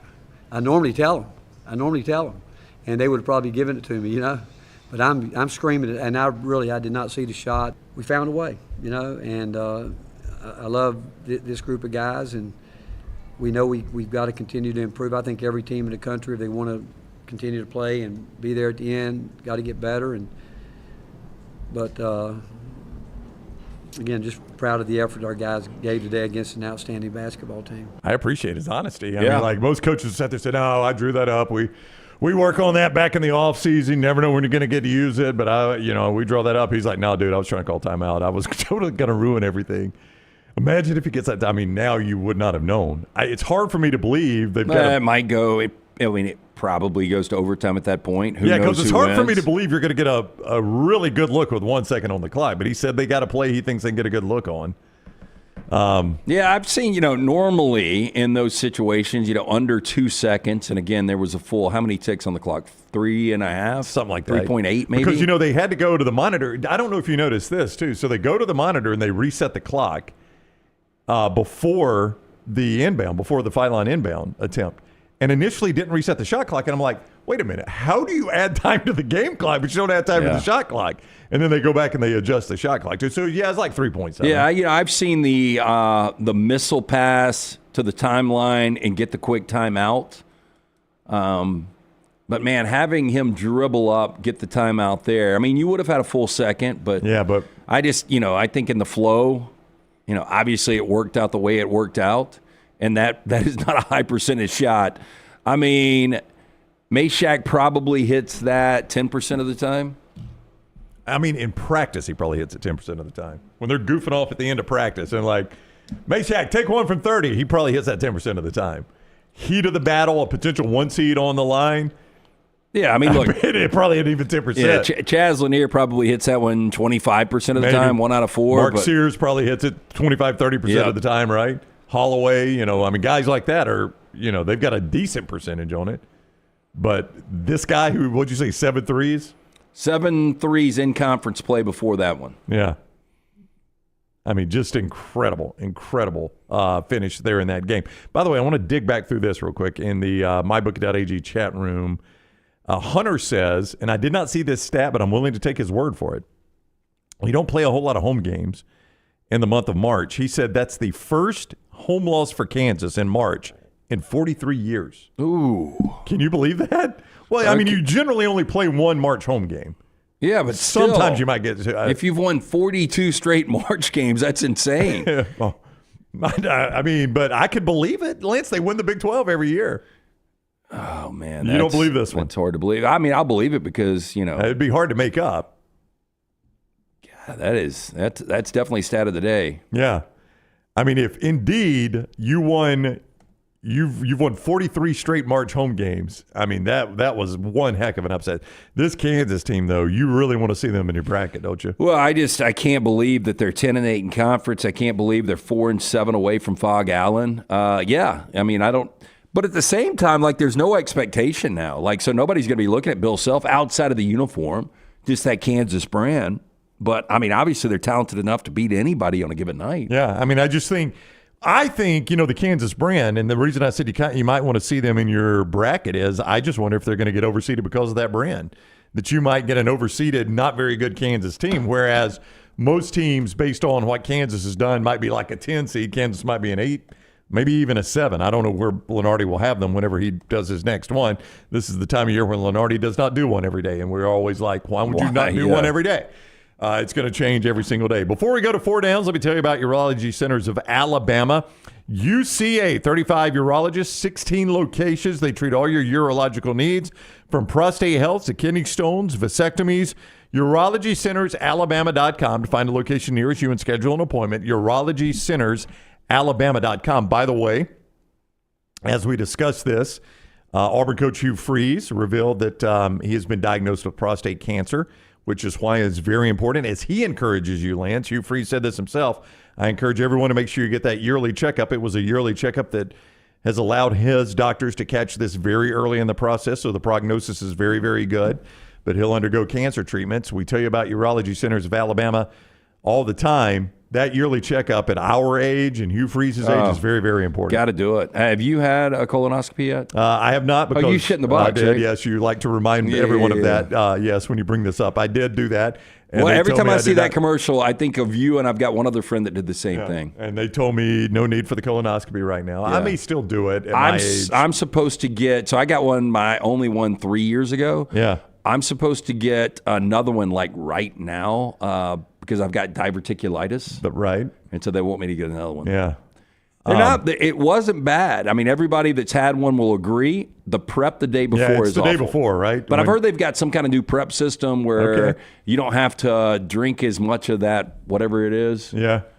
Yeah, they cleaned you out, basically. Yeah. Is it barium? I think that is what it's called, yeah. It's disgusting. Yeah. So, no, the people that do the box thing, which has to be one of the worst jobs in the world, told me did not need one right now. But again, do you think somebody's interviewing for that job right now? I mean, what is the name of the box? Because I saw it over the weekend. Cologuard, I think is the name of it. Yep. So they literally send you like a cylinder, and you go in it, and then you close it up and tighten it up, and you do all these steps. And you put it in a box and you send it back to them. They look at it and they tell you if you need a colonoscopy or not. I thought I told my wife, I said, can you imagine going to work every day and opening that thing? I mean, hey, you don't have to ask the eternal Brad Pitt question, what's in the box, right? You know. Every single day, here comes another box. I got to open it. See if this guy in Birmingham needs to get a colonoscopy. Literally a shit job. I mean, I cannot imagine a worse job. I mean, it's got to be awful. I mean, it gags me to even think about it. I mean, underwater welder. I was told in high school. I remember Keela Cosper, my chemistry teacher. We were talking about. It's the most dangerous job in the world. It is, but she was like, "Those guys get paid a ton of money if you want to be an underwater welder." I don't want to be that. No, I think I would rather be an underwater welder. That could be a poll question for us today. Yeah, underwater welder or Cologuard. I don't even know what they call them. Cologuard. What do they call them? I don't know what you would be called at that point. A Cologuard. I will tell you, though, if you are just getting a job with them and you're entry level, be prepared, right? You're going to get the worst job. I wonder what the salary is for like a poo technician at Cologuard. Okay, Cologuard poo technician is... Tommy's going to take a gap year. College really hasn't been for him. He's working for Cologuard. Yeah. Yeah, Tommy was back in college the next semester. It was very quick for Tommy back in. All right, let's do 4 Downs, presented each day by our friends at Slice. Yeah, 5 great locations for you. Lakeview, Vestavia, Montevallo, Crestline Park, newest location in Edgewood, local pizza, local ingredients. I was actually at the Vestavia location last night. Me and Leighton went to dinner. She wanted the super cheese. So we got half super cheese. Brown, you're going to hate this. The very vegetable is what I got on the other side. You would not believe I've had their very vegetable, and it's fantastic. Leighton was just like, there's a lot going on there. There is. And there is, but a little knife and fork with some of that ranch. Oh, my gosh. It's a good pizza. Fantastic. But those are just some of the specialty pizzas you can get there at those 5 locations. For more information, you can always go online, go to slicebirmingham.com. What's on the very vegetable? I haven't tried that Every one. vegetable you can imagine. So I know there's olives. I know there's fresh jalapenos. I think artichokes, tomatoes, onions, green peppers for sure. I'm running out now. Maybe mushrooms. I'd get that no jalapenos, but that sounds delicious. Those fresh jalapenos though, with that ranch, kind of cuts the heat a little bit. Good stuff. First down. Okay, more wins. We saw Deebo Samuel go for a 5th round pick. To the Commanders. More wins in 2025. The Washington Commanders or the San Francisco 49ers. Boy, this Commanders team is a team that feels like they're on the rise. I mean, Jaden Daniels was spectacular. You've added a great weapon for him, and they already had good weapons. Terry McLaurin had a career year McLaurin's for a guy that can stretch the field. Now you get a guy like Deebo that can do so many different things underneath, and I still thinking, I think he's in year 5 or 6 coming out of South Carolina. Like, he's going to be rejuvenated. He's going to have something to prove. With all that said, I'm still going to go San Francisco. I'm going to go Washington. I'm buying the Commanders. I'm buying this franchise right now and the way they're playing football. So give me the backward hat wearing Dan Quinn. That's why you went San Francisco. You don't like a coach who wears his hat backwards. No, I don't. But, again, I hate San Francisco as much as any team not named the New Orleans Saints. So. Right. I don't know, but I still think that organization. I will trust San Francisco more than I will the Commanders. All right, give me Washington. Second down. Jason Tatum, 27 years old today. If I asked you ultimately, better career, Jason Tatum or Jason Kidd? Jason Kidd never won a championship, right? Those Nets teams were in the finals, but he did not. No, he won one with Dallas, didn't he? Was he on the Dallas team that won? Yeah, he won one with Dirk in 2012. So maybe? he took the Nets and the Mavs to the finals, right? He had that Nets team in the finals. Yeah. Oh, yeah. That Nets team was with Kerry Kittles and Keith Van Horn. Yeah. So he won a championship in 2011. Mm-hmm. I mean, he's been an NBA first-teamer, and that's really how you judge it. 5 different times. Wow. I'm surprised by that number. But, I mean, I think Tatum... I will go Jason Tatum. That's who I was going to go with, but you made it a little bit closer when you gave me the first-teamer for Jason Kidd. Yeah, but I think Tatum's got to be close to that. Probably so. Volfan205 says those Nets teams made it twice. I don't remember that. I just remember those being very boring finals. The Lakers three-peat. They beat the Pacers... They beat the Sixers and they beat the Nets. Maybe the Nets made it against somebody else. Yeah. I'm trying to remember. Those were boring finals. I know those were really good net teams. So he has been a 3-time All-NBA first-teamer. But again, he's only 27. He's got the one championship. But you got to. Kidd has been as a coach, too. Yeah, I was going to say you got to factor in Kidd as the coach. I'm going to go Tatum, though. I'll go Tatum. I think Tatum's a better player. Third down. Are you a Julie Bowen fan? I like Julie Bowen. She was a really good character on Modern Family, I thought. 55 years old today. If I asked Looks you, good for 55. Best looking TV mom of all time. Ooh, this is tough. Why I'm going to be bad at this. Best looking TV mom of all time. Tyler Forster, help us out here. I mean, just in that series. It's not Roseanne, right? Just in that series, you don't like her, but Sofia Vergara is in front of Julie Bowen. She was, in fact, a mom. Yeah, but I know you don't like her. I would much rather be partnered with somebody like Julie Bowen. Just saying, just in that, I'm with you, but just in that series, Sofia Vergara better looking. Sofia Vergara could juggle with her mouth. I'm just telling you, better looking in that series. Who are some other hot TV moms?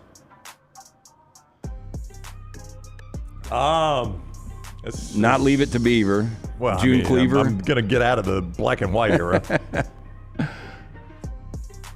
I'm at a loss. How about Tammy Taylor, Friday Night Lights? It's all right. Okay. Oh, was that Connie Britton? Yeah, a little rougher on the edges for me, but I mean, I know there were a lot of people that was big fans. Landmine Believer says, controversial take here. Peg Bundy used to do it for me.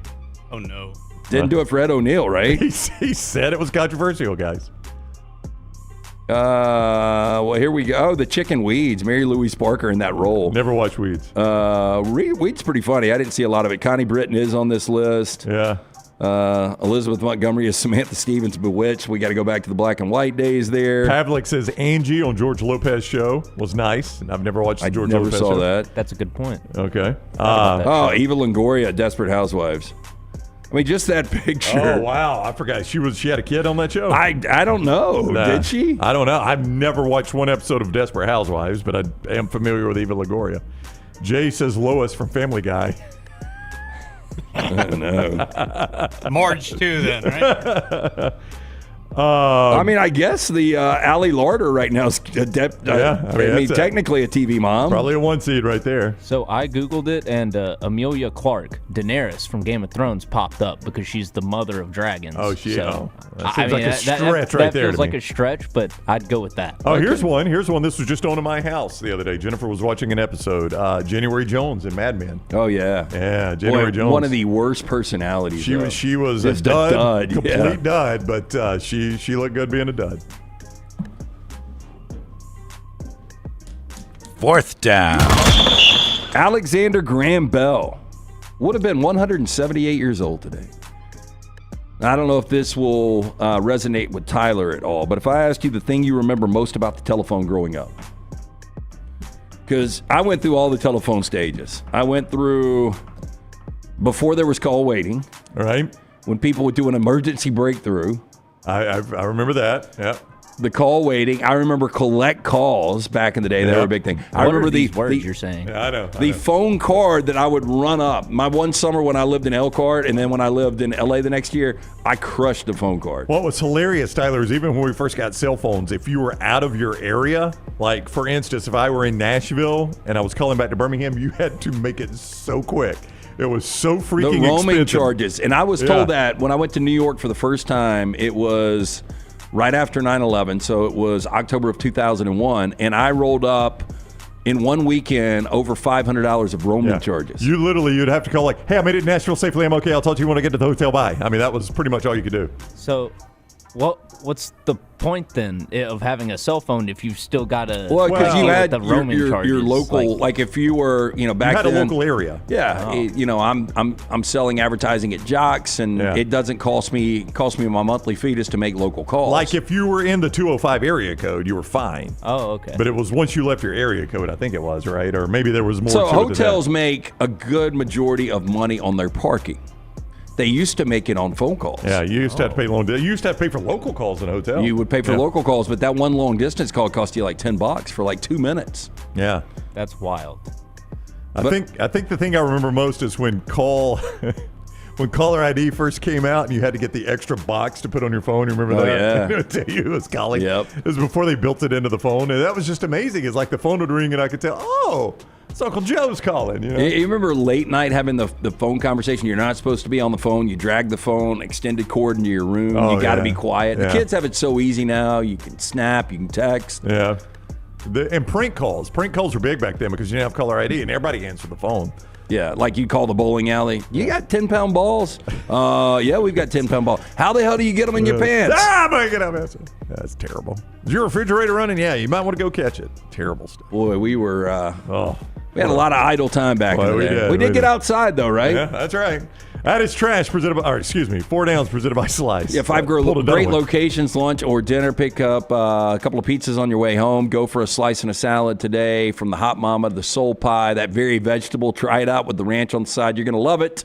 For more information on those great menus, slicebirmingham.com. Ron Slay coming up in a moment. I want to remind you before we go to Ron Slay that my guy Brad Bell is the guy that redid the master bath in the Brown home. Scott shows you before and after photos all the time of that. If you want to see some more before and afters, aplusbathandkitchen.com will give you those. aplusbathandkitchen.com. You can book Brad, get him to come by and evaluate your job and give you a quote, and I think you'll find it very competitive. In fact, he encouraged me. He's like, you see these one-day master bath redos? Go get a quote from them. He goes, I beat those quotes all the time. They come in one day. A lot of times they just slap a shower over an existing shower. It's disgusting. I don't want that. You don't want that. Call Brad. 422-1758 is his number. That's 205-422-1758. Or online, aplusbathandkitchen.com.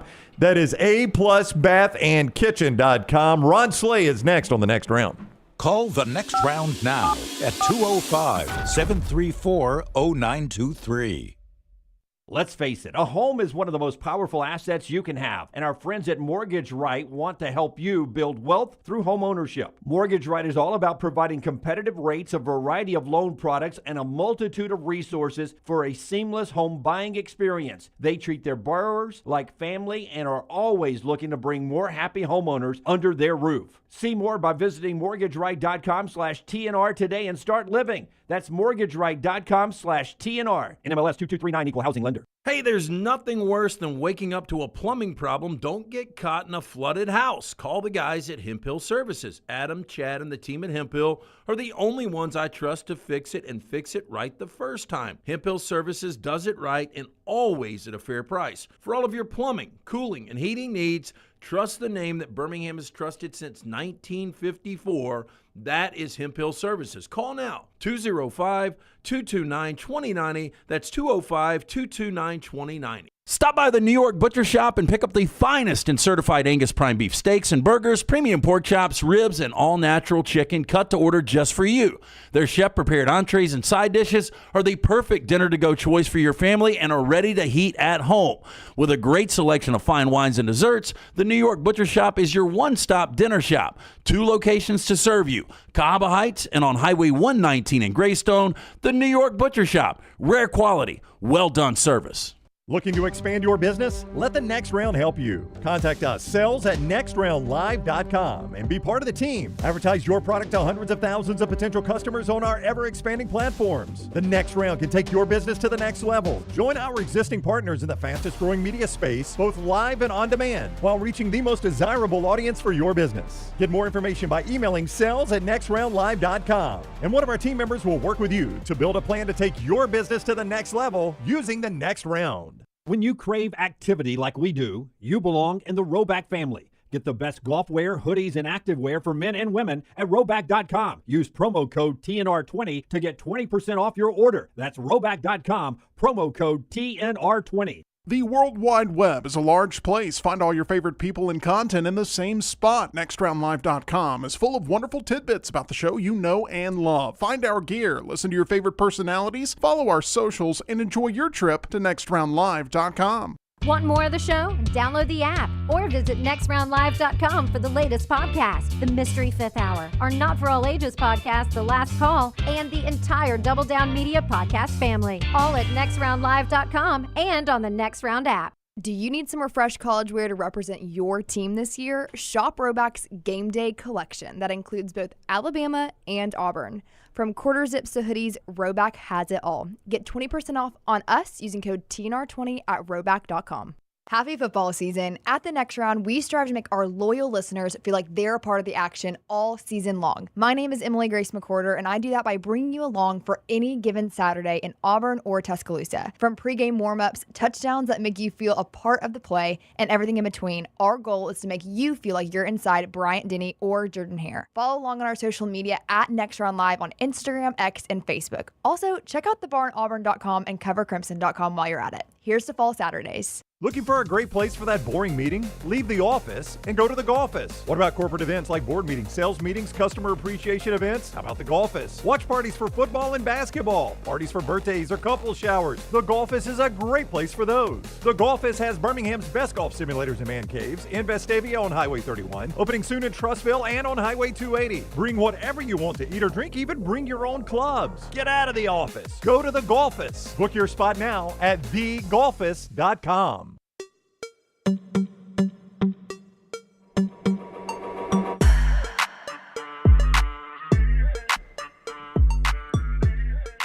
Hey, we're welcoming a new sponsor to the show today, our friend, and we've known this guy a long time, Alexander Shinora. And we got something exciting coming up with him. Alexander Shinora Trial Attorneys, part of the show now, a national firm that has Southern roots because they've been in Birmingham 24 years, more than 150 lawyers down there, 500 dedicated team members. We've spent some time recently down at his office downtown. It's packed with people. He's employing people there in Birmingham. And, buddy, they are doing some work. They've recovered more than $2 billion in 250,000 cases that they have done there. All because of the core values for Alexander Shinora: integrity, mastery, passion, and success. If you find yourself in need of a lawyer, the Alexander Shinora Trial Attorneys is the place to go. You pay nothing unless they win your case. So welcome aboard to our buddy Alexander Shinora, and you and he recently got to sit down for a little talk. Yeah, a little last call. I hadn't done one of these since Kristen Saban sat down with us about a year ago, but me and Alexander had an opportunity to sit down a week ago today over a nice bourbon on a Monday afternoon. Scott Forster was able to edit, cut this thing, put it together. We will roll that out later today, but you literally really don't know somebody until you start to hear inside their story. A lot of people think Shinora just kind of snapped his fingers and was, one of the top of the game. Yeah, one of the top attorneys in all of America. But his story is pretty incredible. So if you get time, Scott, what is it, roughly 30 minutes? It's about 40. Okay. 40, okay. Yeah, 40 minutes, but a good little sit down over a bourbon with Alexander Shinora. Call Me Alabama. Hopefully you guys will enjoy that. We will be sending it out on all of our channels later today. Well, let's go to this Shinora hotline right now, and our buddy Ron Slay is there. You see him on the SEC Network and ESPN, the Tennessee Great. What is up, Slay? How are you today, my friend? Man, first of all, I'm trying to figure out how y'all bring me on and I don't get no bourbon. Like this, that should be one of the requisites to come on. If Big Slay's coming, especially around March, I need bourbon. What's your go-to bourbon right now?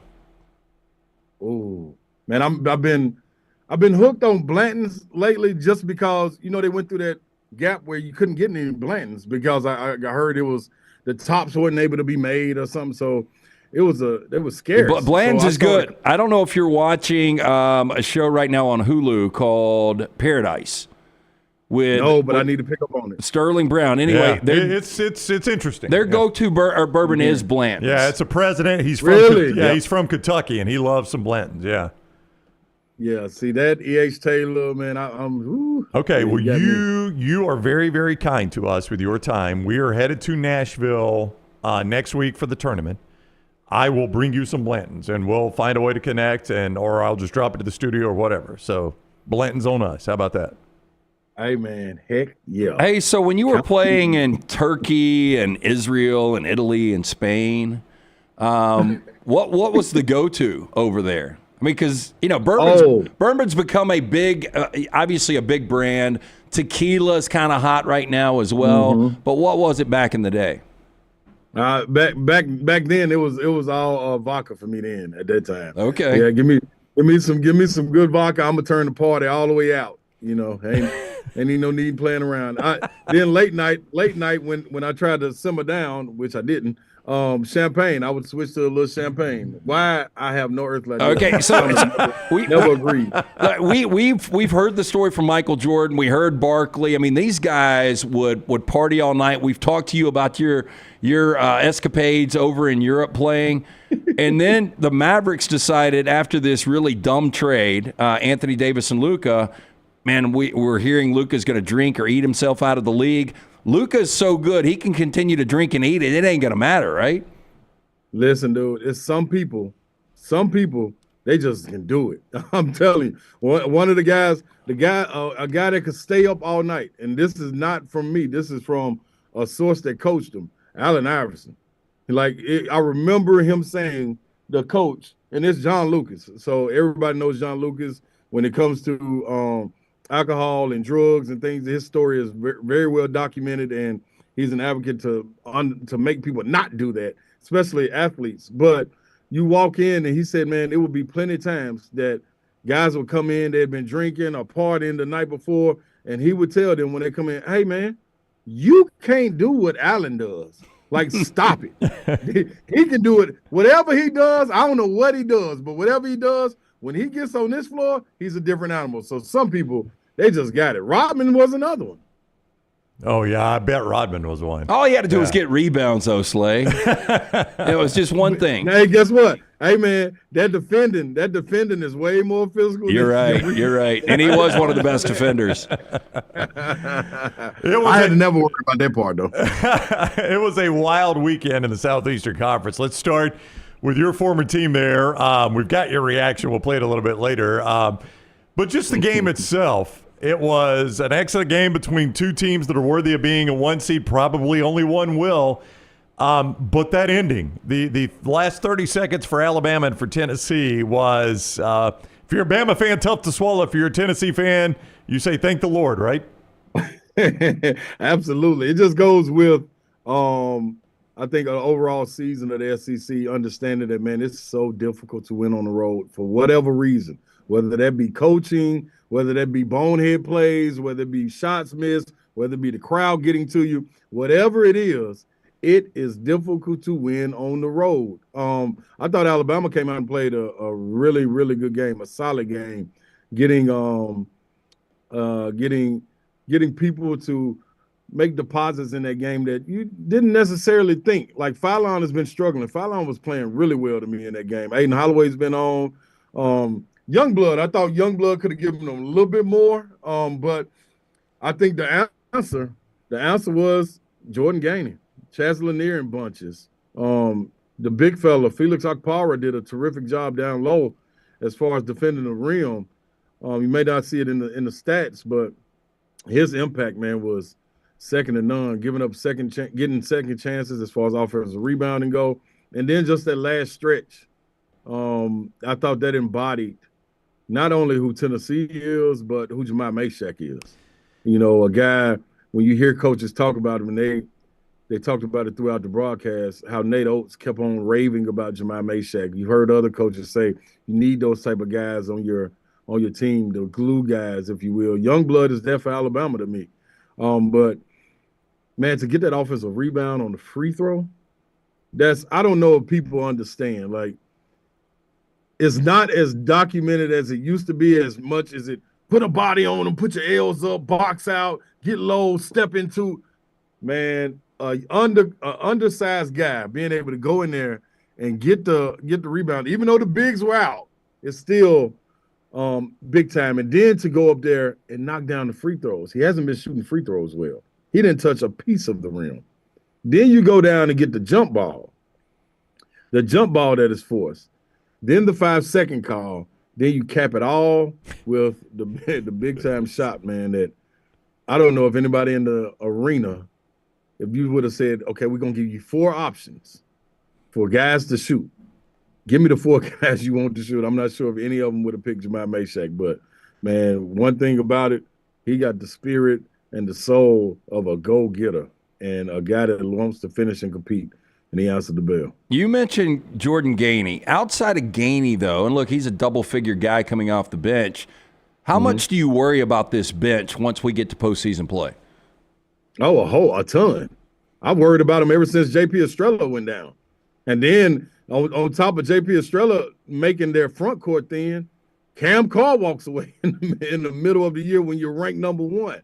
So when you talk about the scoring, look what walked away. You walked away from a guy that got a lot of minutes experience in J.P. Estrella down low, who was probably going to be a starter, and you bring that punch of Igor coming off the bench, then that automatically doesn't make you worry so much about the bench scoring. But to cap that, you go get Cam Carr, who was making strides. You heard about him all in the summer, going to the Jason Tatum camp. He was shining doing that. He was expected to play a big role into this year, and he steps away. So that's another impact, who I think had the most pro potential on this Tennessee roster was Cam Carr. So for him to walk away, yes, I've been really worried about this team. Somehow they figure a way to get it done.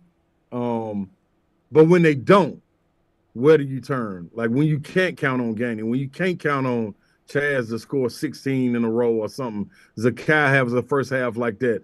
Who's the person that can help him get over that hump?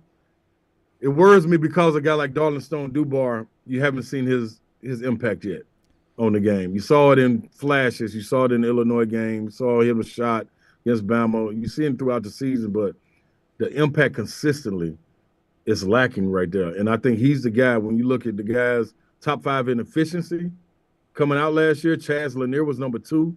Zach Edey was 1. 5th was Darlin Stone-Dubar. And you saw the performance he had at Duke. Why hasn't that translated? So, yeah, it worries me quite a bit.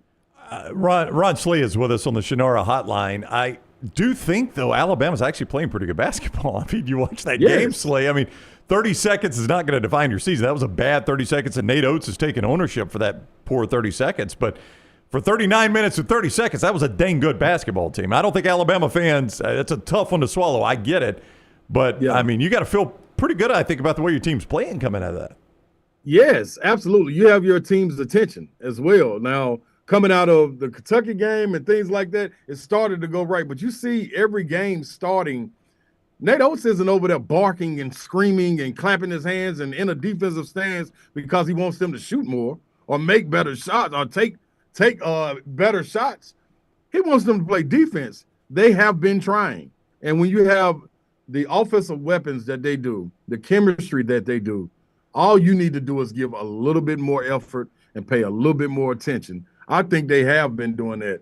Alabama's a good team. If their fan base is second guessing them, they're a fool. I think the ones that don't know what they're doing are second guessing Oats, but yeah, and if that's the case, go to some more games. Yeah, if that's the case, so you can understand what it is. Nobody in the country, for all Alabama fans out there, nobody in the country wants to play them anywhere, anytime. Promise you. So, Slay, let me ask you this. You've been playing basketball for a long time. You've obviously been doing this for a long time. Is this the best one season of SEC basketball we've ever seen? If that's an easy question, if it's an easy yes, I've got a follow-up. Man, I'm gonna be honest. Top to bottom, I would say with the two teams added, I don't think it's been this difficult to win on the road. Man, I'm biased to my era. You got to think about the talent that was in that era, man. From that 98 to like 2001, 2002, man, it was pros everywhere. There were no nights off the same. South Carolina was good. Mississippi State was loaded. Alabama was loaded. Like, think about the talent. You see the talent that they have now.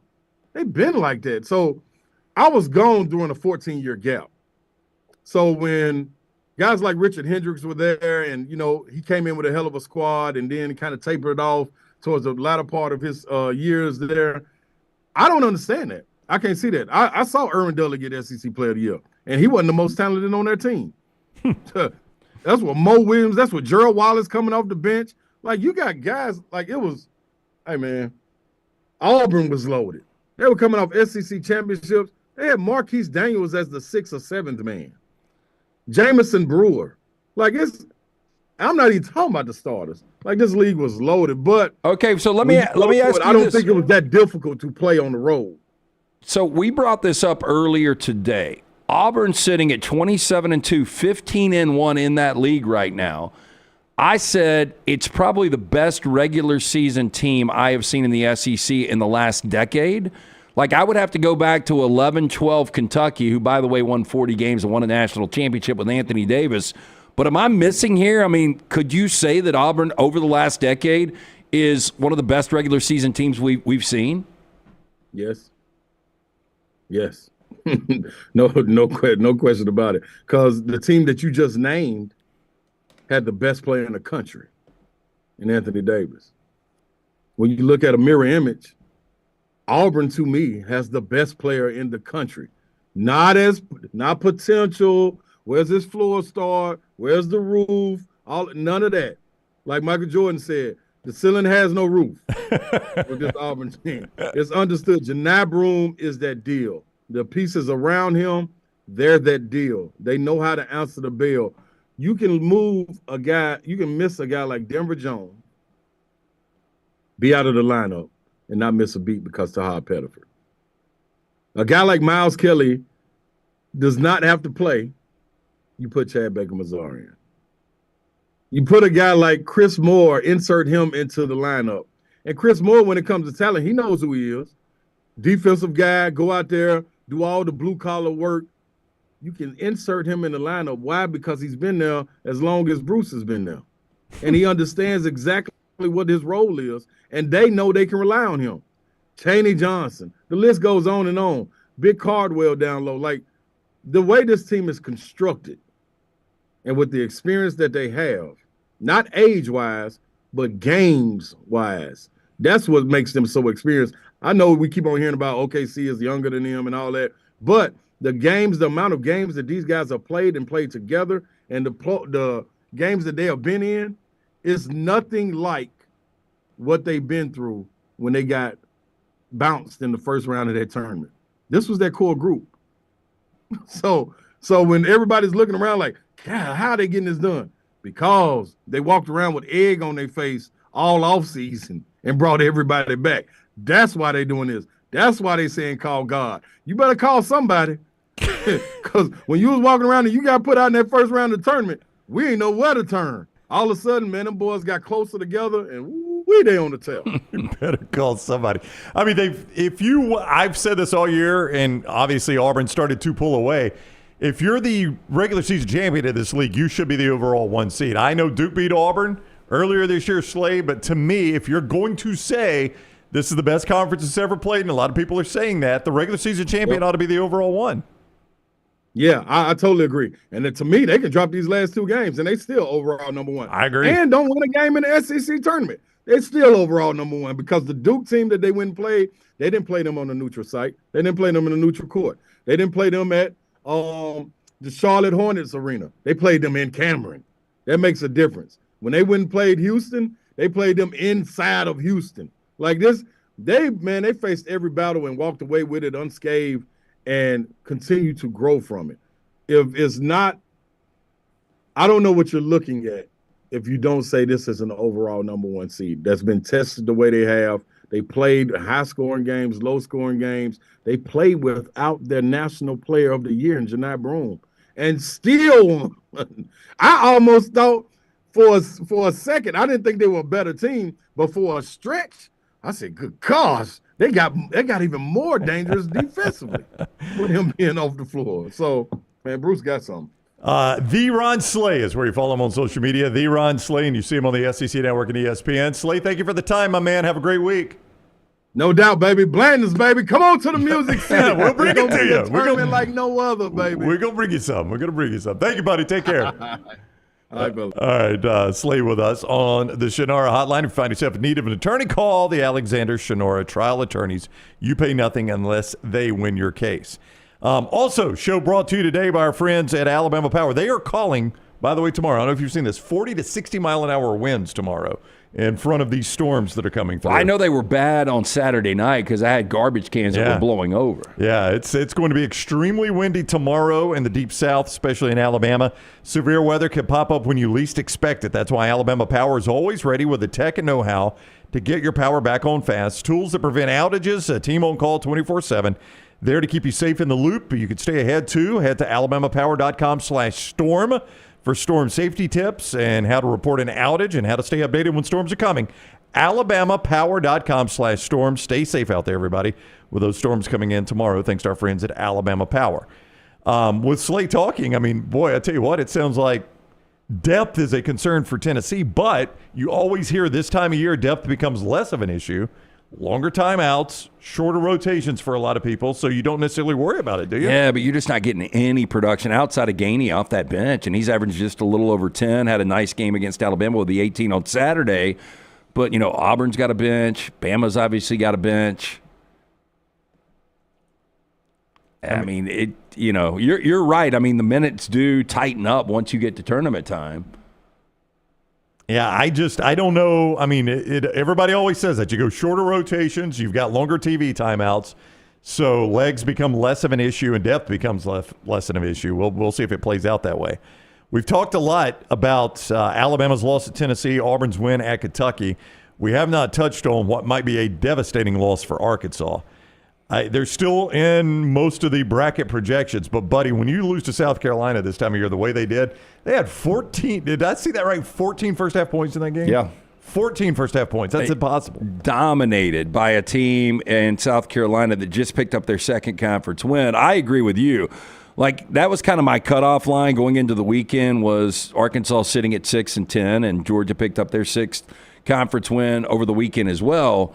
But when you lose by basically 20 and we're down you were down 32-14 at halftime, like that's one of those losses to a 12-17 team. I don't know how you bounce back. I mean, I said the same thing about Texas when Texas just lost a normal game, not scoring 14 points and a half, and getting blown out, but a normal game to South Carolina. Like if I'm on the selection committee, I look at that and say that team knows they need wins going in. They're going to lose at South Carolina. Why would I put them in my tournament? Now, I almost say the same thing about Arkansas now.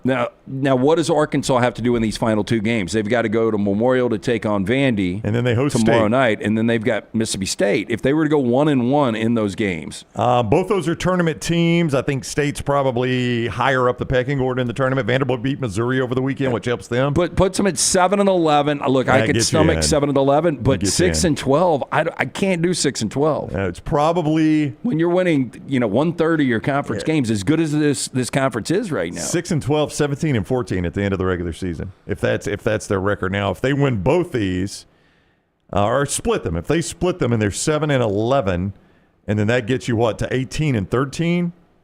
Man, if they probably enough. If they lose both of these, and I know final 10 games does not, and I still think it should be part of the criteria. But it is not anymore. But that means you've lost 5 of your final 7 regular season games, including one of them to South Carolina. Yeah. That's like taking 2 losses.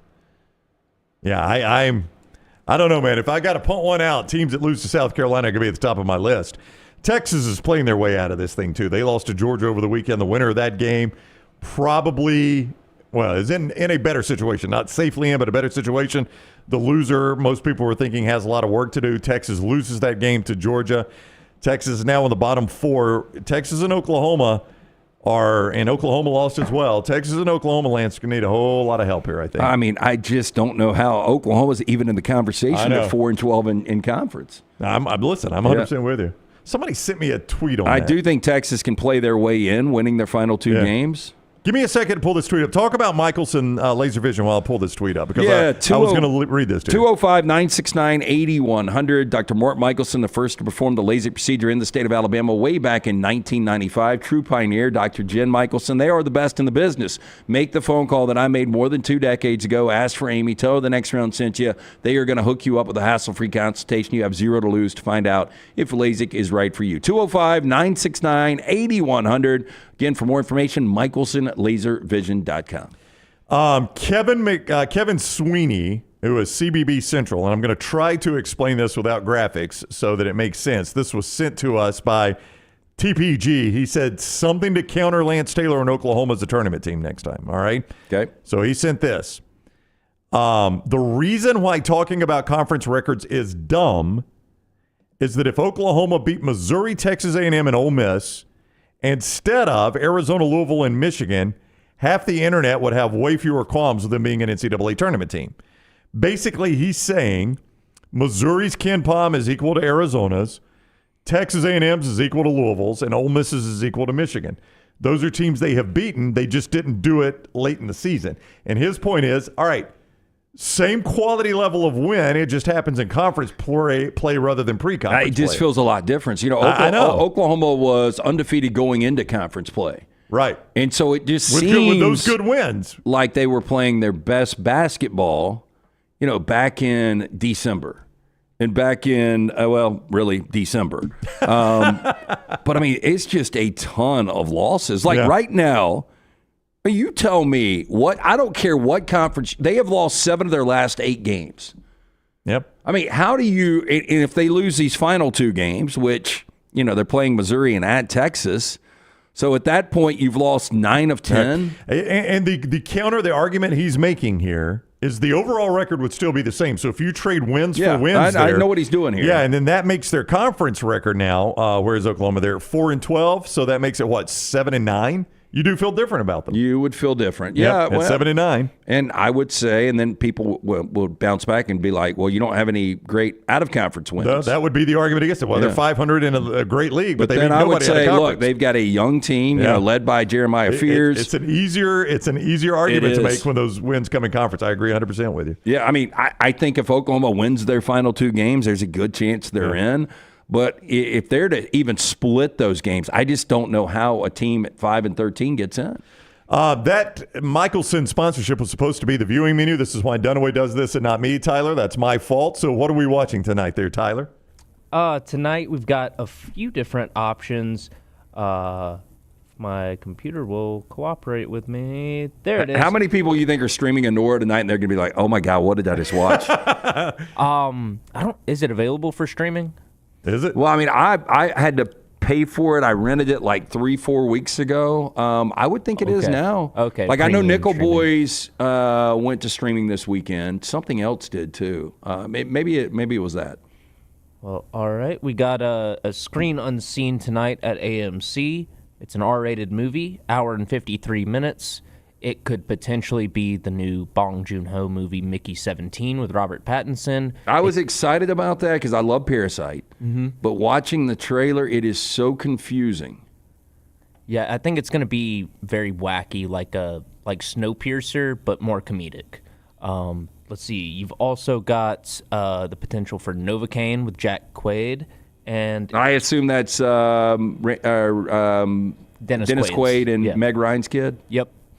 And the most likely option is a movie called Into the Lost Lands, which is a story from George R.R. Martin, who wrote Game of Thrones. It'll be Dave Bautista and Mila Jovovich, and it's about a witch traveling to the Lost Lands in search of a magical power that allows a person to transform into a werewolf.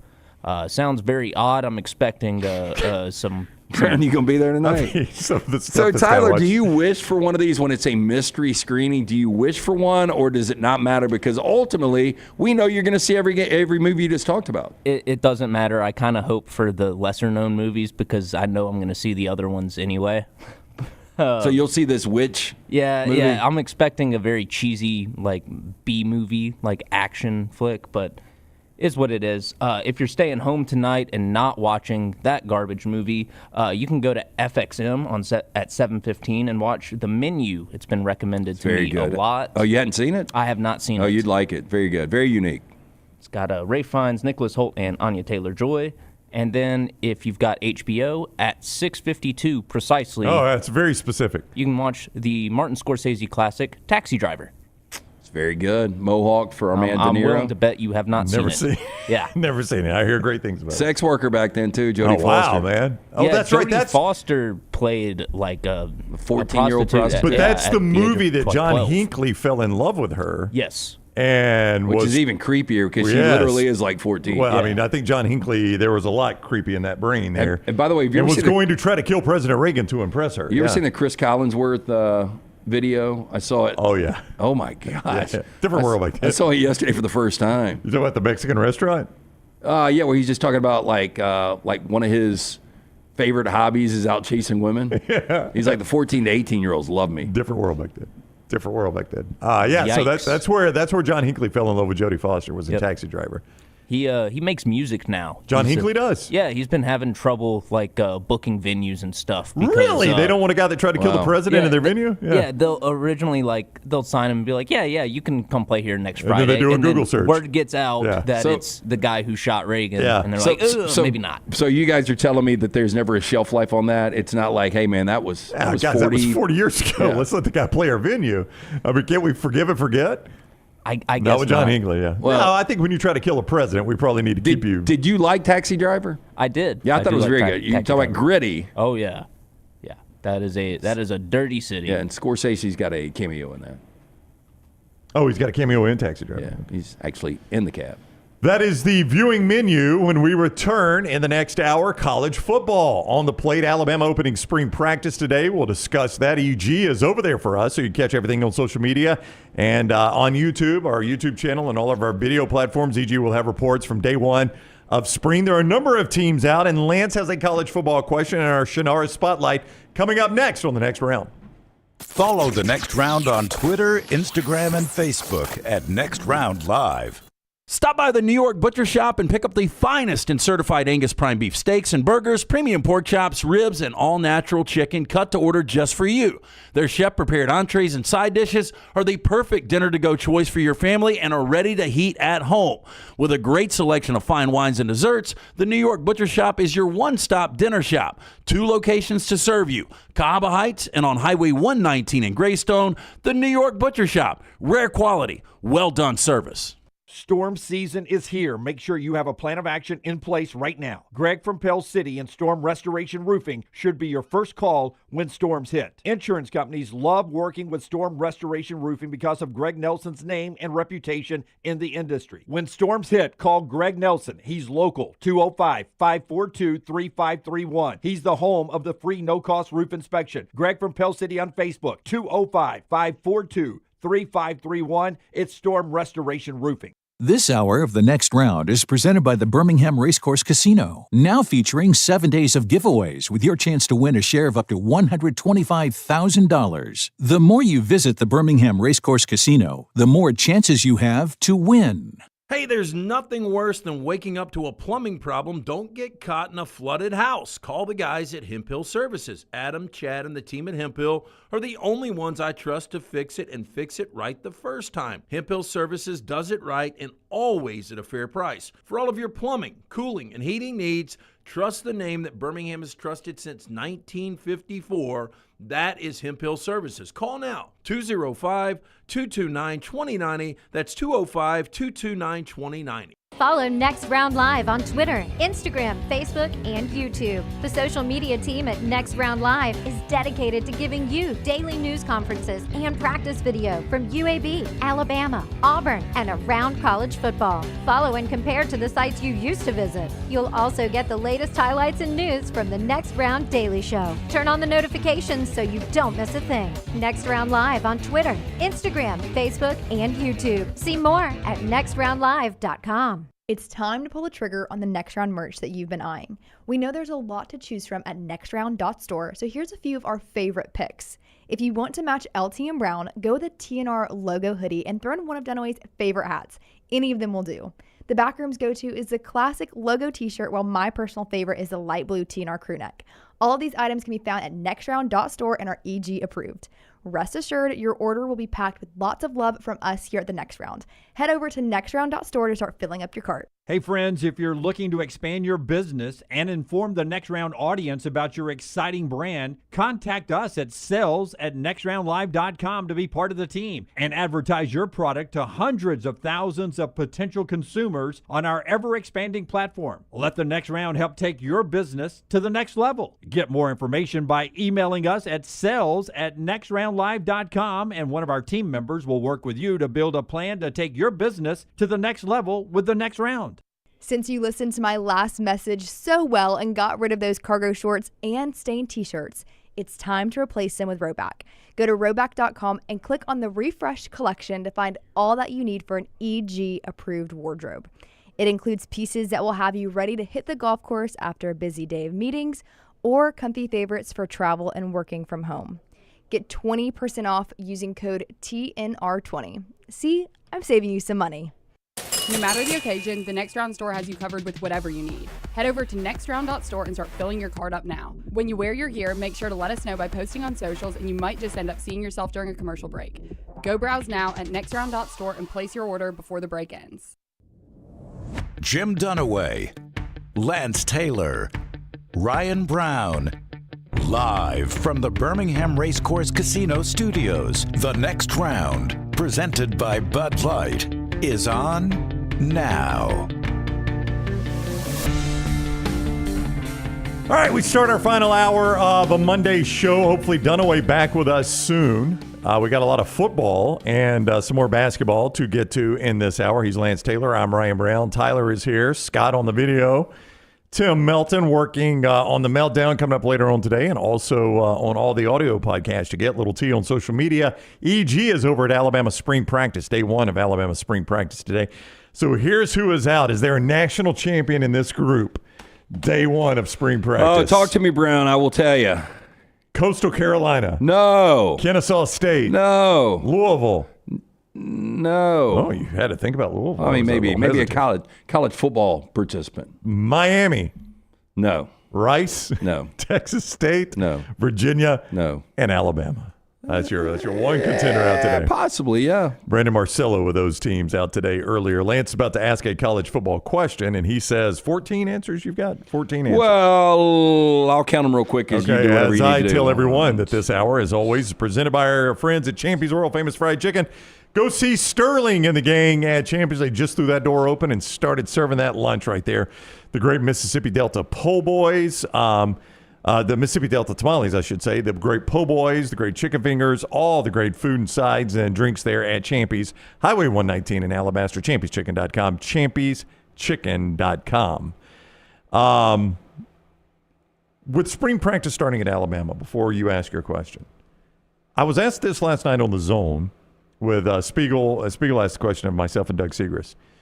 Do you think we'll have any quarterback clarity coming out of spring for Alabama? I do not.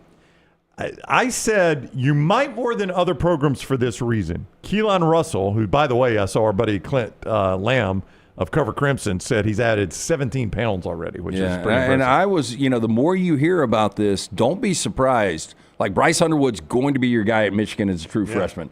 These quarterbacks are more ready than ever. There's no doubt. If Russell ends up being the guy, I don't know if it would be week one, but I don't think anybody's going to be shocked. No, I wouldn't be blown away. We've seen so little of Ty Simpson. I know what everybody says about him, but I haven't seen it in action, so you don't know. But I think if you're Kalen DeBoer, you're Ryan Grubb, the one thing you don't want is if you really are, indecisive on who that guy is going to be, at least for the full 12 regular season games, you don't want to anoint a starter or even let that kind of leak out. It's almost like you want these guys to be sharing first-team reps. There's no doubt. But my point was going to be, with Keelan Russell being a true freshman, with Austin Mack having just transferred in because he likes this coaching staff, you'd be less likely to lose one of those guys on transfer if Ty Simpson appears to be the the odds-on favorites. You know what I'm saying? Ty Simpson, who has been extremely loyal to this program, probably wouldn't transfer. I don't know. If he loses the job now, he might. Yeah, and Austin Mack, if he's buried at number 3 behind a true freshman quarterback, he knows he's never going to play at Bama.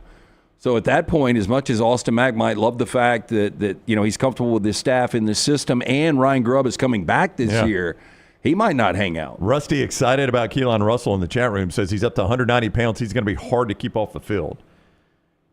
I mean, again, I'm never surprised with this freshman starting now. It's just the way it goes. It's just as long as Ty Simpson has been in this program, to see a freshman beat him out would surprise me. Yeah, and this is where it gets interesting for fans because, you pull for the guy that hasn't transferred. He's gone against the grain because most of these guys, if they're not playing, especially after 1 year, much less 2 or 3 years, they're not going to hang out in the program. So I think a lot of people are pulling for Ty Simpson based on his patience and his commitment to the program.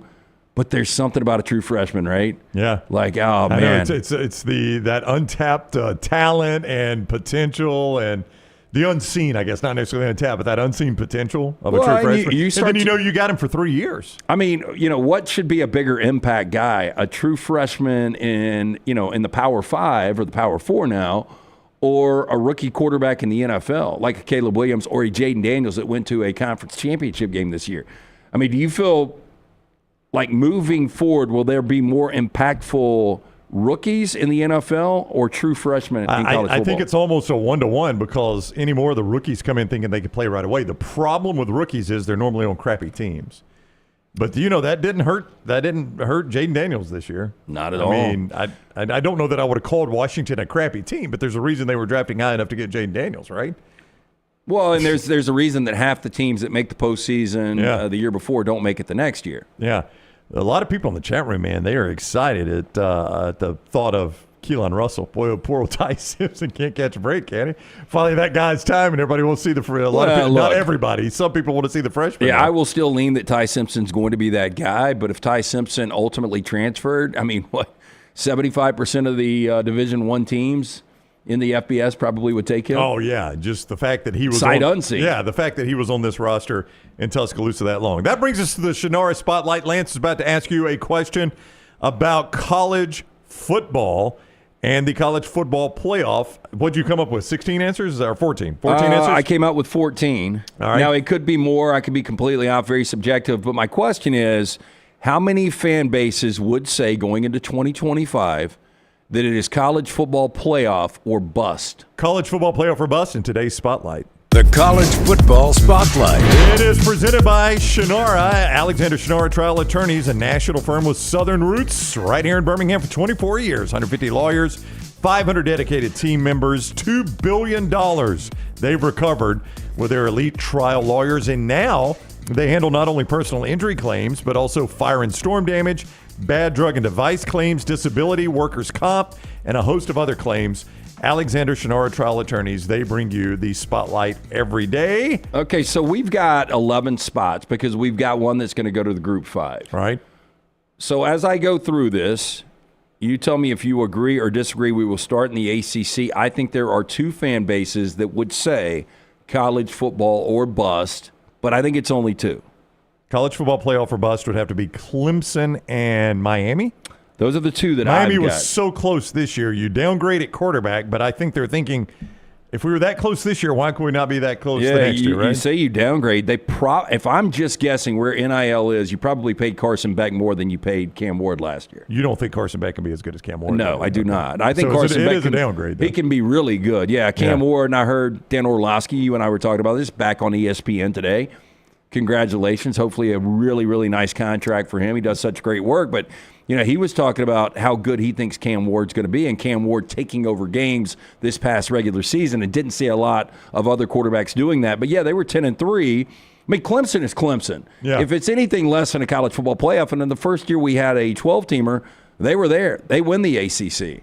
So I think with Klubnik coming back, anything less than a college football playoff appearance is going to be – it's going to be hard to stomach for a Clemson fan. Yeah, I don't think SMU was there. I don't think it's the same for them. I think if you just had another 10-win season, missed the playoffs, they'd be thrilled with that. Look, Louisville 9-4, and under Braun, there's expectations. No, I mean, North Carolina in the first year of Belichick, I don't think they expect that right away. For Florida State, it was this year, but I think coming off of 2-10, you just want to see progress, and you want to see Florida State get back to being more than competitive. You want to see Florida State win 8, 9, 10 games. Yeah, if you get back to 9 or 10 wins at Florida State but still miss the playoffs, that'd be a step in the right direction. So you would agree only 2 in the SEC. I think you're right about that. Yep. Okay, we go to the Big 12. Here's where it's interesting. I don't think there might be one team going in.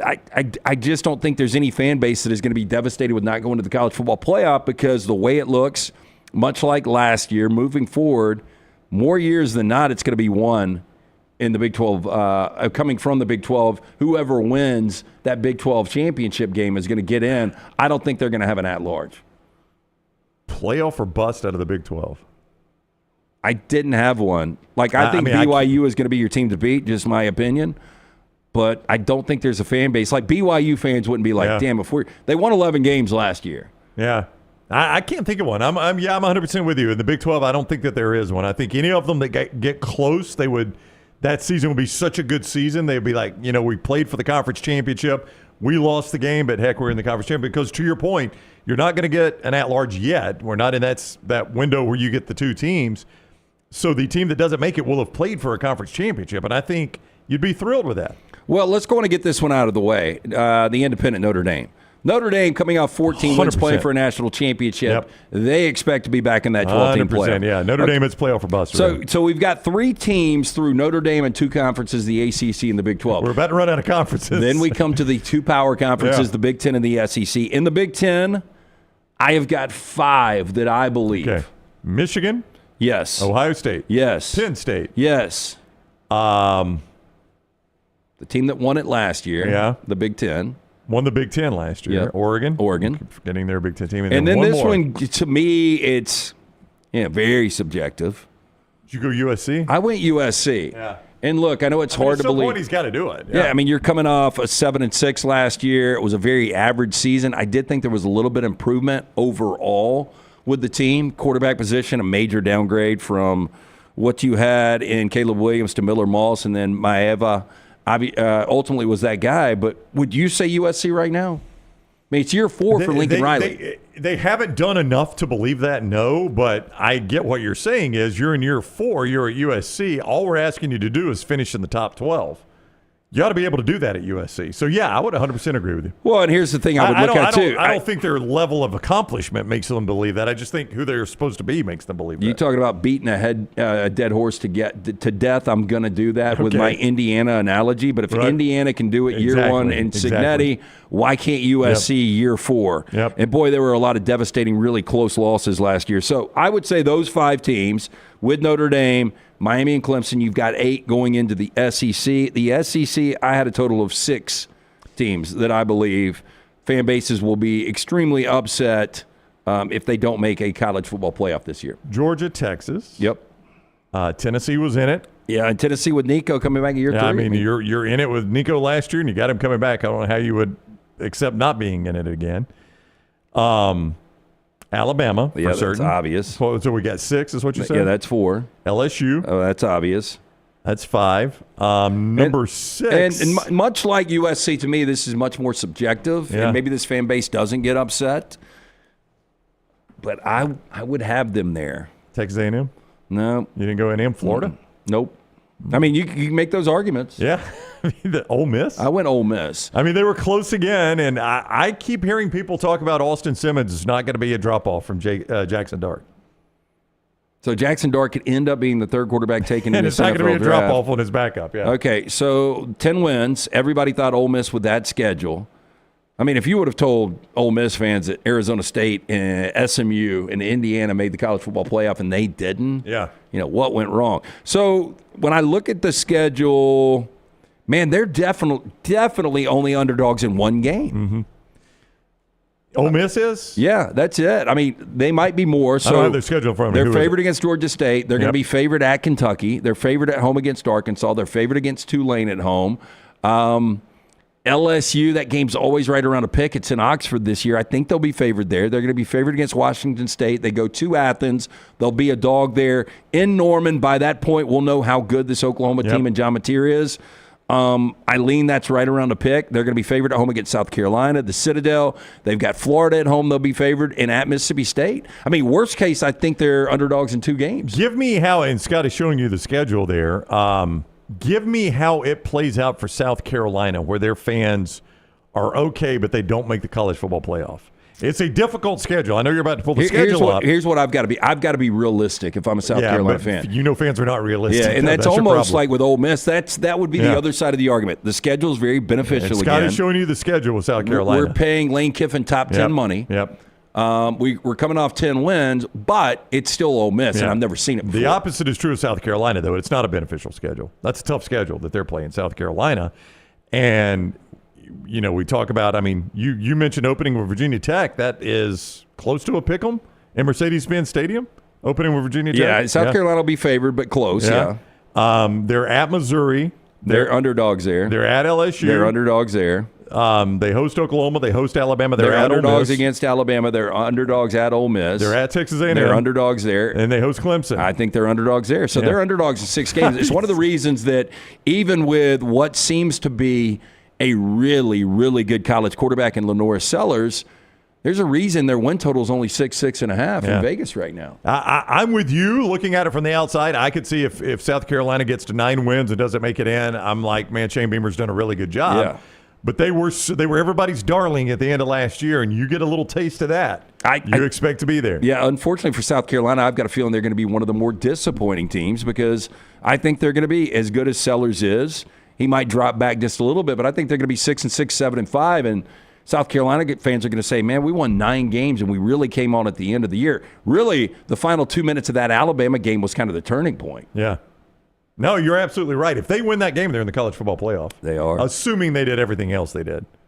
And, look, the LSU game was a game they could have easily won. Controversial call at the end of that game. They were really, really close. So do you put Ole Miss in that conversation with that schedule?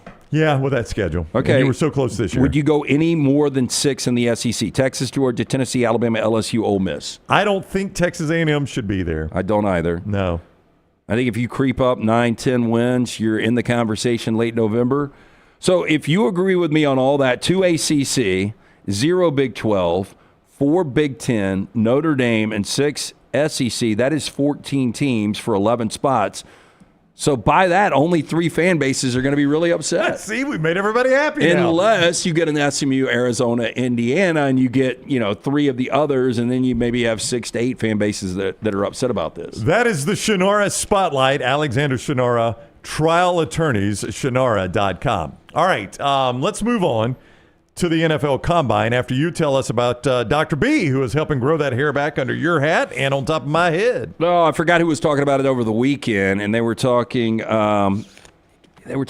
in their 20s that are, and maybe it's just some kind of infomercial I saw.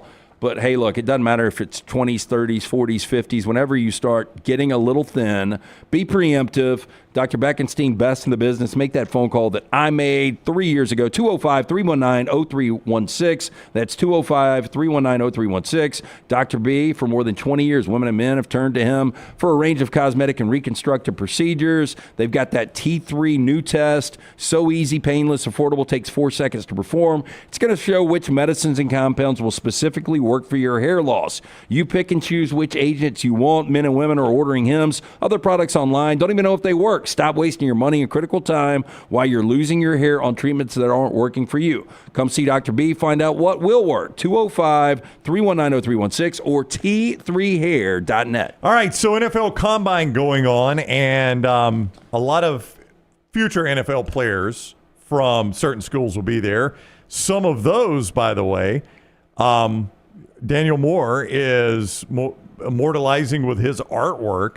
How about all those players that were on the Philadelphia Eagles that won national championships or played great at Alabama? Jalen Hurts, Devontae Smith, Landon Dickerson, they're featured all in paintings from Daniel Moore. So you can see all those paintings at danielmooreart.com, danielmooreart.com, with a lot of great NFL players now that played their college ball at Alabama. Don't forget promo code TNR for 20% off your order at danielmooreart.com.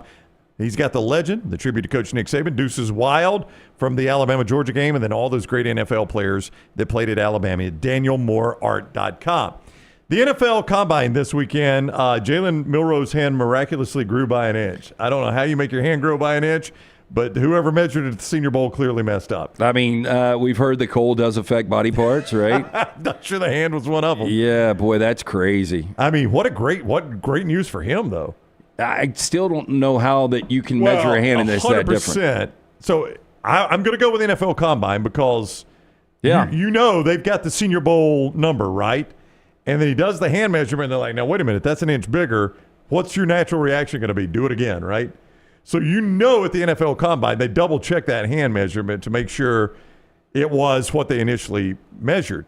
We gave you the numbers. I don't think there's a single starter in the NFL that's under 9 inches in their hand measurement. That gets Milroe over 9 inches. As stupid in his hand, as stupid as it sounds, these NFL franchises have a certain checklist they go by. He was going to be on the wrong side of some of those draft boards because of hand size. Yeah, I thought it was interesting he chose not to run. I know he's going to do it at pro day. That is so weird, yeah. I thought that's where he would, blow everyone away. But he did throw. He threw the deep ball. Nice deep ball. We knew he had a really good deep ball. He showed his arm strength, which we know he has, right? The intermediate, there's just not consistent accuracy there, and I don't know if you're ever going to get that. I mean, if you don't have it by now, I don't know that an NFL team is going to get it out of him, right? I was surprised at the 40. That's where he was. We talked about it all along. Where he's really going to shine is running the 40-yard dash. And all the measurables, including hand size apparently now, all the measurables at the NFL Combine. And maybe he's going to run the 40. It's going to be, I'm going to run it at my pro day, and that's going to be it. But I was surprised that he threw and didn't run. If you told me he didn't do one of the two, I would say for some reason he didn't throw, but he did run. I guess he was just forced to throw. Yeah. Look, I'm still not going to be shocked if he's the third quarterback taken off the board. In front of Jackson Dart. Well, I think it's so up in the air right now. Jackson Dart, Quinn Ewers, Jalen Milroe, those three guys. Tyler Shuck, although Tyler Shuck is 25, 26 years old. I think the age is going to hurt him a little bit. Yeah. But we know who 1 and 2 are going to be. They're going to be top 10 guys. But outside of that, everything is on the table. I'll tell you who did throw at the NFL Combine was Will Howard. Oh, my gosh. Did not go well. Now, look, I only saw some of the throws, and I saw a video that was put out. Could it be any worse? Did you see that one? Uh-huh. And it was like I didn't see the compilation of 6, 7, 8 throws. They weren't good. But they were all awful. It was so bad that Shedeur Sanders, which I don't know if they have a relationship at all. I assume they know one another. Shedeur Sanders went to social media to defend Will Howard. That's how bad it was for Will Howard. I don't have ever seen this. And Sanders says, I don't understand y'all hating on Will Howard. He just won a natty. It's hard to throw to wide receivers that you don't know. Everyone runs routes different. Shedeur Sanders went to social media to defend Will Howard. Yeah, people are dropping off the fingertips here and there, but when you're missing guys by 3, 4, 5 yards, just let me tell you what USA Today said about him.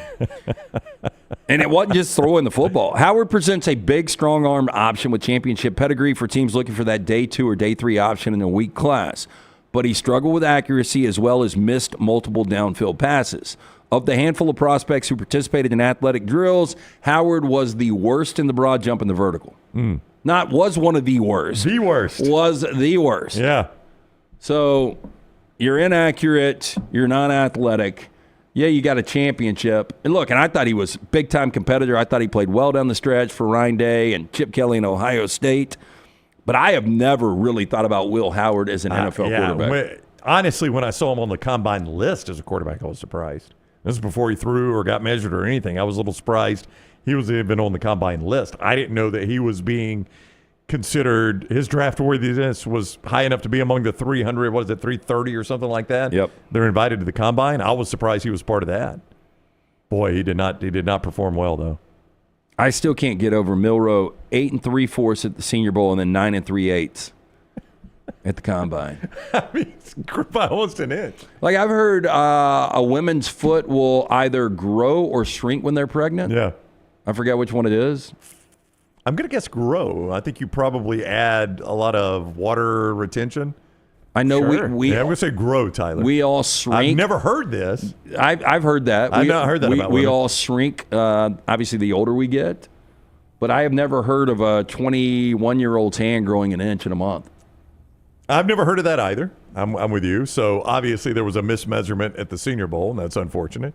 I don't know how you mismeasure it that bad. They missed by an entire inch. So I don't know. you do. Is there a supplement to grow your hands? I mean, maybe it's like one of those experimental surgery, like the people who are doing like the leg lengthening surgery. all you got to do is add to the pinky or the thumb because that's how they do it. They Yeah, measure that's pinky all to you thumb. have to do. You're right. So, I mean, give me.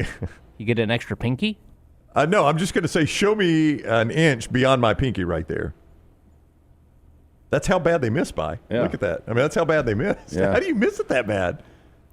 Did they start at like the bottom of his I don't wrist know, or Tyler. something? I just don't know how I it was remember missed that bad. when we were at the On3 event in Nashville last summer. They Right. measured hands, they measured height, That's everything. right. But I Yep. mean, it was pretty simple. I mean, you've got a tool right there. Yeah, you mark it, you measure it. Yeah, I mean, it was. I don't know how they missed that badly. I don't either. On Milroe's hand. That's what, like, to me, that is, and I know it's something that is going to stand out because we obviously talk about Alabama and Auburn and the SEC a lot more around here. But to me, that was like the biggest storyline coming out of the combine. 100%. Yeah, because there were already questions about Jalen Milroe and his passing ability, and then you're like, oh, by the way, he's got a hand so small that no other NFL starter has a hand that Yeah, size. I thought that was interesting. And then Isaiah Bond just running his trap on how he was going to break Xavier Worthy's combine record. Bobby brings that up. How about Isaiah Bond predicting he would run a 4.2 and, quote, if I'm feeling really good, maybe a 4.1. Yeah. And not even close. What did he run? 4.4 and change. So he didn't feel good. I mean, put it this way. That's actually not terrible. He but said, no, but when he you said say you're going to run a 4.1. Yeah, he calls out his former Texas Longhorn. Now, obviously, Bond was only there for a year, and Xavier Worthy says he's going to beat him. But not only did Bond not even come close, he wasn't even the best time for a Texas wide receiver. Matthew Golden ran a 4.29. He lost his own team. Yeah. Yeah, that was very. I thought you talk about running a trap and coming nowhere close to backing it up. You tell him you're going to put down a 4.2, maybe a 4.1, and run a 4.4. That was pretty embarrassing for Isaiah Bond. I don't know what his NFL future is either. People are starting to love Tyler Booker, which I'm not surprised. Yeah, he had some interesting things to say. Massive hand, by the way. Yeah. Oh, did he? What was massive? His hand? 9 and some. I mean, like bear claws. Maybe he gave some of it to Milroe. Milroe's like, "Can I borrow just a little bit of your hand? All I need is maybe half an inch." I don't know. I still don't know how they missed that. I mean, hey, for the right amount, would you give him your hand, let him cut it up however he wants? Give him my entire hand? Yeah.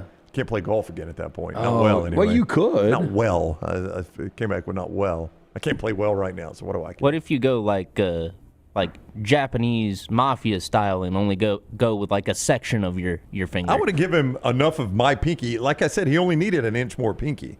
Woody Harrelson was able to bowl in Kingpin. Isn't that an inch? Didn't he have a fake hand? Yeah.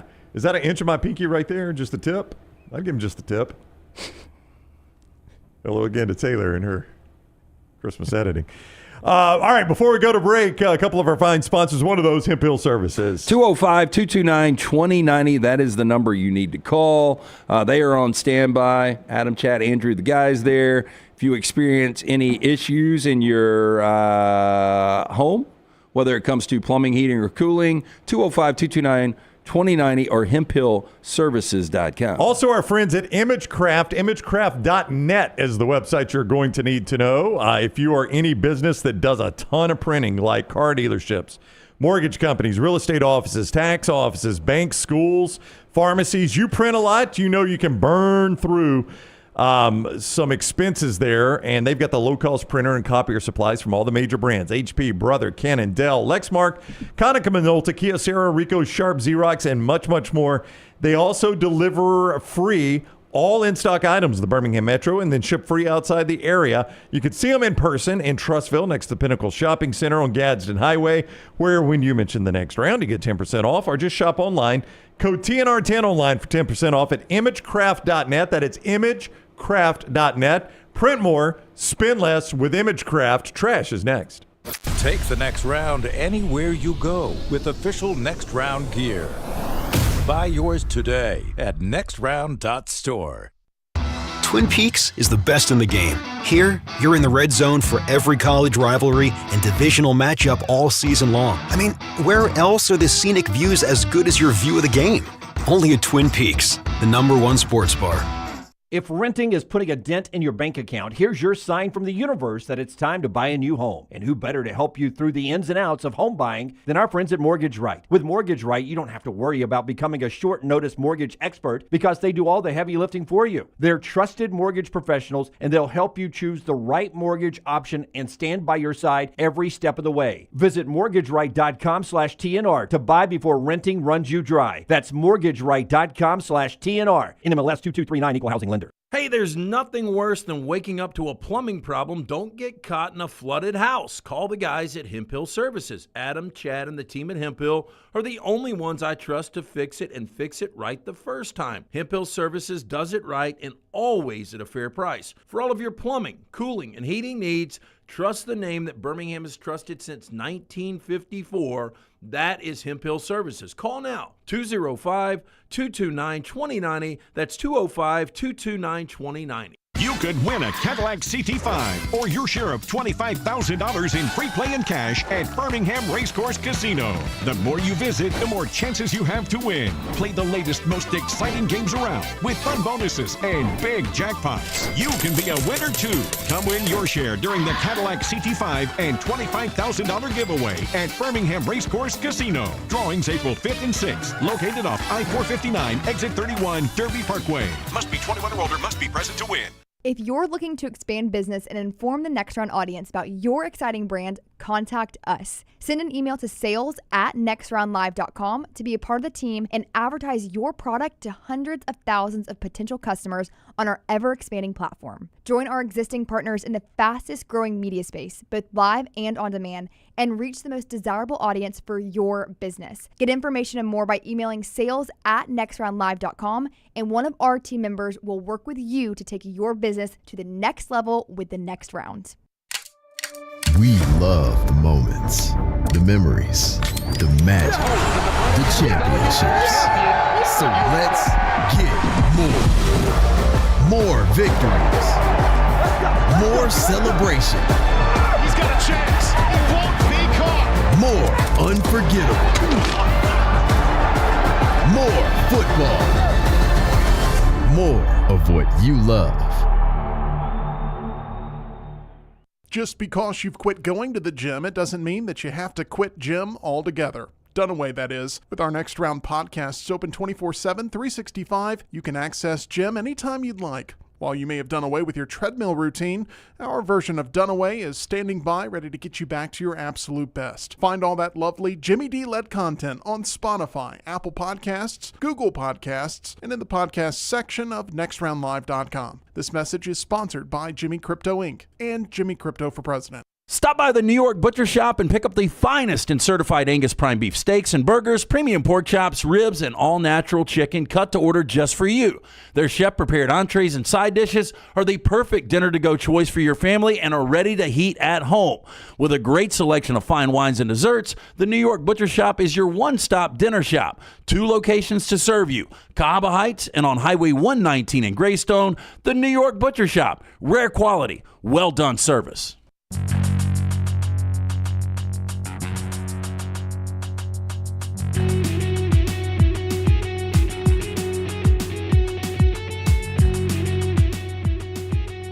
Your guy Sean McVay being interviewed at the bottom, TV2. There. By the way, we didn't even talk about this. First of all, looks like he got sunburned. Guy's got a red face. He's on McAfee. What did we not talk about? We did not talk about when we were leaving. We were wrapping the show on Friday. Dunaway asked me, do you think when we come back, Matthew Stafford will be a Ram? I said, unfortunately, no, but I think this is going to be done in the next 24 hours. It literally was 30 minutes we got off the air. I know. Isn't that wild? Yeah. Are you fired up? I am fired up, So you think he was just playing I don't. 2 sides against another, or do you really want to? I think really after he processed everything, and I do think they probably found a way to get a lot closer than he thought they were going to get. But, you know, he looked, hey, I'm in the twilight of my career at 37 years old, and do I really want to go play for a New York team, or do I want to go play in Vegas, maybe even Pittsburgh, for a team that really has no shot at winning a championship? I mean, you would think for Matthew Stafford, when you've made that type of money throughout your career, you've already won 1 championship, you don't want to go out as a loser. You started your career as a loser. That's what I said when we were talking about it at the end of the show Friday. I mean, it's a money grab, and I think Dunaway was like, yeah, but he's got his championship. Yeah, but who wants to end their career like that? I mean, nobody. Matthew Stafford has made plenty of money. It's got to be about championships from now, and you're not going to win one in Vegas, I don't think. And by the way, Vegas was probably the best option of the teams he was talking about in terms of winning a championship. Now, if he could have gone to Minnesota, oh yeah, all right, different story there. Yeah. But again, I would not have blamed him one bit for that. Yeah, and you do know Kevin O'Connell because you were in his system when he was under Sean McVay in Los Angeles. But man, I just don't know why you would want to reset anything. I mean, they've got a really good thing going. Do I think they'll win a championship next year? Probably not, because it's so difficult to do. But I do think as long as he can stay healthy. Of course, my resident Arizona Cardinal fan said, man, I hope he gets a hamstring pull his first week of the season. I love pulling for injury. Come on, man. That's awful. I've done it before. By the way, something for the chat room after I tell you about, and before we get to trash, after I tell you about our guy Greg from Pell City, Storm Restoration Roofing. The website, stormrestorationroofing.com. Here's his cell phone number, though. Just call Greg and say, hey, look, I think I need a new roof. A lot of you are going to have storm damage, unfortunately, throughout the Southeast on Tuesday. That's just the way it's going to be. These are going to be some tough storms. If you are in the Birmingham, the Central Alabama area, and that is you, call Greg immediately, 205-542-3531. Let him get one of his crews out there without charge to get on your roof and give you that inspection and tell you what you need. It is a free quote, a free evaluation. You could trust Greg. 205-542-3531, Storm Restoration Roofing. Go ahead and just save that number in your phone right now so that when the damage happens, you don't have to scramble and find the number. Greg from Pell City, 205-542-3531, 542-3531. If you accidentally call him, he'll talk to you because he's a really nice guy. So save it in your phone. Brandon says in the chat room, they have stretching clinics now and specialists that lengthen you. Kyler Murray added an inch before pro day doing a stretching routine. He says Milroe's hand will go back down to the normal size. They just stretch the tissue and the tendons. I mean, to me, the Senior Bowl screwing it up is the more likely explanation, but those are NFL guys doing it at the Senior Bowl. It's not like they pull Tyler off the street, no offense, Tyler, and say, hey, go get these guys hiked, and it's NFL guys doing it. Okay, so, I mean, this is on your agent, too. Whoever's representing you, you've decided to come out. How do you not know going into Mobile to get the hand stretched out? How do you not know what it measures? Because you've already measured it yourself. Yeah. Yeah, you know what his hand size is. I mean, it is more believable they just screwed it up at the Senior Bowl, but those are NFL guys doing it at the Senior Bowl. Well, here's what I would like to see, which I didn't go back and look at, so this is on me. Love to see the Senior Bowl measurements compared to everyone else's measurement at the NFL Combines. And see if they screwed anybody else's up. I bet they didn't. I mean, there's no way you can miss by almost an inch. Again, it's NFL guys doing it at the Senior Bowl. No offense to Tyler, but they don't go, Tyler, what are you doing tomorrow? Nothing. Okay, we got all these NFL prospects coming in. Can you just measure the hands? That's all we need. Thumb to pinky. All right, Tyler? You just measure that, and you give me the measurements, and you write them down. Yeah, one job, Tyler. One job, Tyler. Don't screw it up. Okay, especially if it's, say, I don't know, Alabama quarterback Jalen Milroe. Get that one right if you would, right? I feel like that's such a distance to miss by that it probably is some sort of stretching technique. Yeah, I'm with Tyler. That's what I said. When you show me what an inch is for my pinky, I'm like, you can't miss by that much. If you can pay an official off, why couldn't you pay somebody like that off? Ooh. Look at Lance. I like where Lance's mind goes on these things. He can come up with. I mean, they you find can out. just pay a doctor, and then you don't have to pay anybody off. They find out John Barnes is going to be doing the hand measurement the next day. Here you go, John. Yeah, your little package to him. John, all I need's about 3/4 of an inch on his pinky, if you do not mind. Yeah. Speaking of pinkies, look under my pinky, John. That's a stack of hundreds. How would you, John, like to be driving that red car over there one day? People have been paid off for less, right? Yeah, absolutely. I mean, he said, it's like Brownie the Elite throws Tyler under the bus. I was just using Tyler as an example. He's sitting right there to my right. I couldn't do it either. I mean, they're not going to ask me to go measure hands. That's my point. It's NFL people doing it. I do like the idea that Jace had where I just go out and measure the hands of people at the movie theater. That's where you're going to be anyway. Wouldn't you think by now with technology you would just have a pad that you would put your hand on and it would measure it right there? I mean, those exist, so Yeah, I don't know why. That seems you the use simplest way to do this. Steven says on the NFL Combine coverage, they mentioned several linemen arm links were off by up to an inch. Oh. So this may be, maybe this stretching thing has some legs to it. Yeah, or maybe somebody just really jacked everything up in one of the Mobile. two. I mean, hey, if I'm the stretching company, I'm like, see, it works. Did Jim Nagy fran it up? He was on his way to Oklahoma. Yeah. Just get Tyler to measure the hands. I'm going to Oklahoma. I ain't got anyway. time for this. I ain't got time She's for this. an intern. She's only been working 2 hours. She can measure it. It's fine. It's thumb to pinky. Yeah. She cannot screw it up. I promise. And if she does, it's not going to be by an inch or something like that. That's super obvious. All right, Tyler, do you have a open ready for trash? Because it's presented by Mortgage Right, and we're going to do it as soon as you do this. Well, shit. What are y'all doing? This is awful. It's still March. How many days in March? Love it. LT's Trash is presented by Mortgage Right. Mortgages done the right way. If you're looking for a new home, our friends at Mortgage Right here to help. Whether you're a first-time buyer, a seasoned home buying veteran, their great service and low rates make the process so easy. Speaking of veterans, veteran founder right here in Birmingham. So remember, whether you're looking for your final home, your first home, whether you have a big down payment or need 100% financing, Mortgage Right, one-stop shop for mortgages. Visit them online, mortgageright.com. Call 205-900-7200, NMLS 2239, Equal Housing Lender. Did you know Shakira was giving her Lamborghini away? I did not. Why is Shakira giving her Lamborghini away? I'll get to that, but do you know, this is not going to shock you. The winner of this Lamborghini has revealed he can't afford to keep it. So he won. So he enters a drawing to win a Lamborghini, wins the Lamborghini. Well, I think everybody would enter, and then, wow, purple matte. May I ask, why will he not just take the Lamborghini and sell it? Why? Okay, I'll get to it. Get to all of this, please. Michael Mejia, who won the singer's luxury car giveaway back in December, confessed he's decided to sell the vehicle since he can't afford the upkeep. Oh, okay. He explained that while Shakira gave him $90,000 to maintain the car, it ultimately wasn't enough in the long run. Quote, so far, all the taxes from transferring the car, legal matters, and insurance for 6 months have been paid. And now federal taxes are due at the end of the year. And yes, that little account already cost more or less like $95,000. Mejia added that while he was excited about winning the car, he didn't expect the insurance to cost $2,000 a month.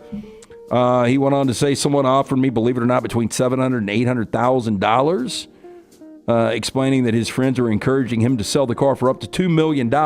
Now, what is this Lamborghini SUV actually worth on the street? Outside of being Shakira's car. So MSRP for the Lamborghini Urus is around $275.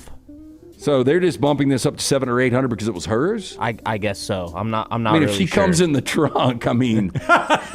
Oh, look! Then you got a deal. I got to change the tire. Oh, it's Shakira. I know Shakira might be 4'11", but look at the platforms on her shoes. Mm-hmm. Is she that small, 4'11"? Oh, yeah, she's tiny. I got to tell you, I kind of like that car. Oh, yeah. I'm generally not drawn to purple cars, but that is a good-looking purple car. And it has nothing to do with Shakira, That used to be my favorite color. I would have loved that years and years ago. I don't know if I'd want to drive a purple car around, but I would. I would, yeah. I'd rather sell it. Yeah, that's a good-looking purple car. Yeah, I like that car. Now, she bought the supercar in 2022 after she announced her breakup.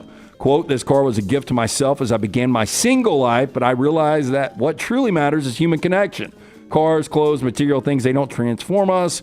It's the people we love and the connections we build that truly make a difference. That's why she decided to give the car away. Good for her. Yeah. I mean, so she could have sold it for that same price. Especially having owned it, I probably think. so, yeah. I haven't seen Shakira since, Super Bowl, when was that? It's been a minute, hasn't it? Yeah. 52? No, 54 maybe? Jay says she looks like she's about to get searched. Would you do that, Pat, now? Still haven't found anything standing right there, so I've got to check everything. Still looking. No weapons as of yet, no. Officials with the Gainesville Police Department and Gainesville Fire Rescue said they responded to BMW dealership in Gainesville after a suspect drove their vehicle into the building after being denied a test drive. Second time we've seen this in 6 months. Oh, yeah, this is a copycat, isn't it? Now, firefighters said no injuries were reported on the scene and structural integrity of the building was intact, so they didn't respond further. Police officers said they arrested Kevin Lehman, 20 years old, on Tuesday for attempting to steal a vehicle from the business. Officers told TV 20 the suspect entered the business around 2 p.m. on Tuesday. Authorities say Lehman went in with the intentions to buy an M4 valued at $110,000, but did not pass the credit check required to qualify for a test drive. Officials say Lehman became upset, attempted to grab the keys to the vehicle as he was exiting the building. Employees did not allow him to take the keys. He was not able to complete the transaction. According to officers, that's when Lehman went back into the parking lot, sat in his car before circling the dealership, not once but twice, then hitting the gas and running into the windows of the showroom. This is pretty common on high-end vehicles, right? They got to make sure you can actually buy it before you even do the test drive, or else they're just going to have everybody and anybody coming in wanting to test drive a Lambo or high-end Beamer or something like that. Well, he had to. He did leave on foot. Was contacted by police officers short distance later. He had to complete a medical checkup before getting detained. He was booked into county jail. On Tuesday, they said the damage to the building about $60,000. He was charged grand theft, auto felony, and criminal mischief charges. Yeah, this was not the response you should have had when they didn't let you test drive the vehicle. Yeah, he could have asked to test drive a different car. Absolutely. Yeah. Just test drive an M3. You don't need an M4. Hey, don't drive yours. teasing ahead after this story. The next story after this one. Tyler's got a game for us that we're going to start playing on Mondays. It looks like. Oh, really? Every Monday? Yeah, I thought I'd spice it up a little bit. I like the creativity. Okay, Citigroup made a mistake of crediting $81 trillion to a customer's account instead of $280, according to a Friday report from the Financial Times. My bad.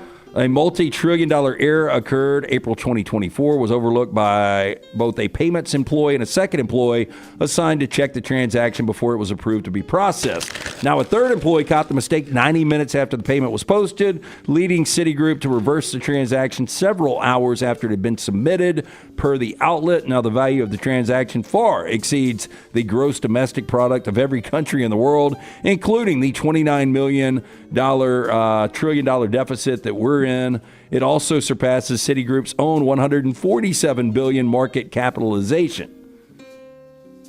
I mean, I would say it's an inside job, but you're not going to get away with that. There's no way you make this mistake, right? I mean, if I'm let me ask you manually entering numbers, I don't accidentally enter 2 billion instead of 289. Okay, but if I somehow accidentally wire all my funds to a rogue, situation, and all my money's gone, is Citibank going to pay me back? Probably no. I'm not saying you should be able to keep the money. I shouldn't pay Citibank back.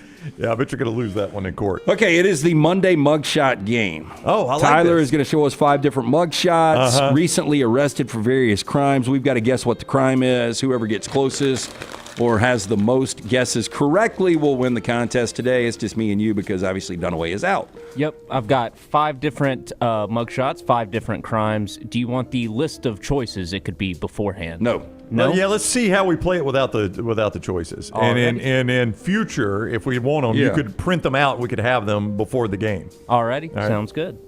So here is the first mugshot. That is domestic battery. I was going to go domestic too, but I'll go with something else. I will say shoplifting.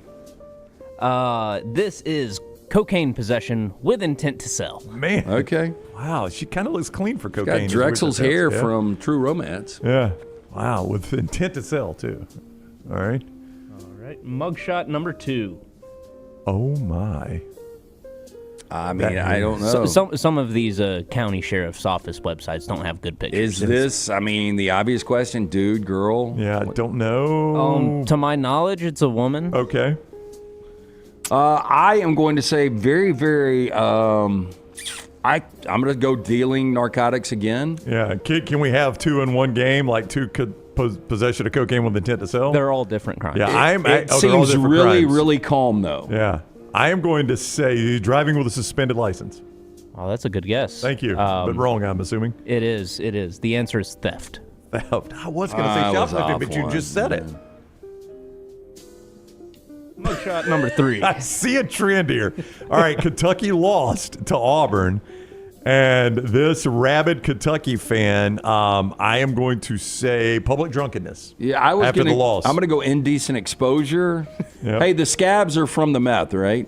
Yeah, it's probably it. Potentially. I was going to go brutal arrest is why he had the scraped up face. So this guy was arrested for possession of a controlled substance without a prescription. Yeah. So my guess is meth. he is a user and picked up something to satisfy it. Boy, that hair. Okay, Brown, I Yeah. am going to give you literally $10,000 cash. Uh-huh. But this guy gets to use your pillow the night before, and then you got to sleep on it the next night. 10 grand.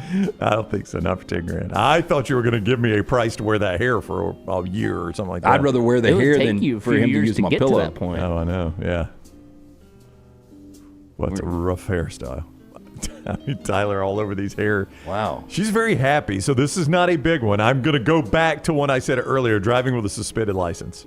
She's not going to do much time smiling like that. She's okay. She knows she's about to get out. She's definitely been on the beach. I am going to say this was disorderly, drunken.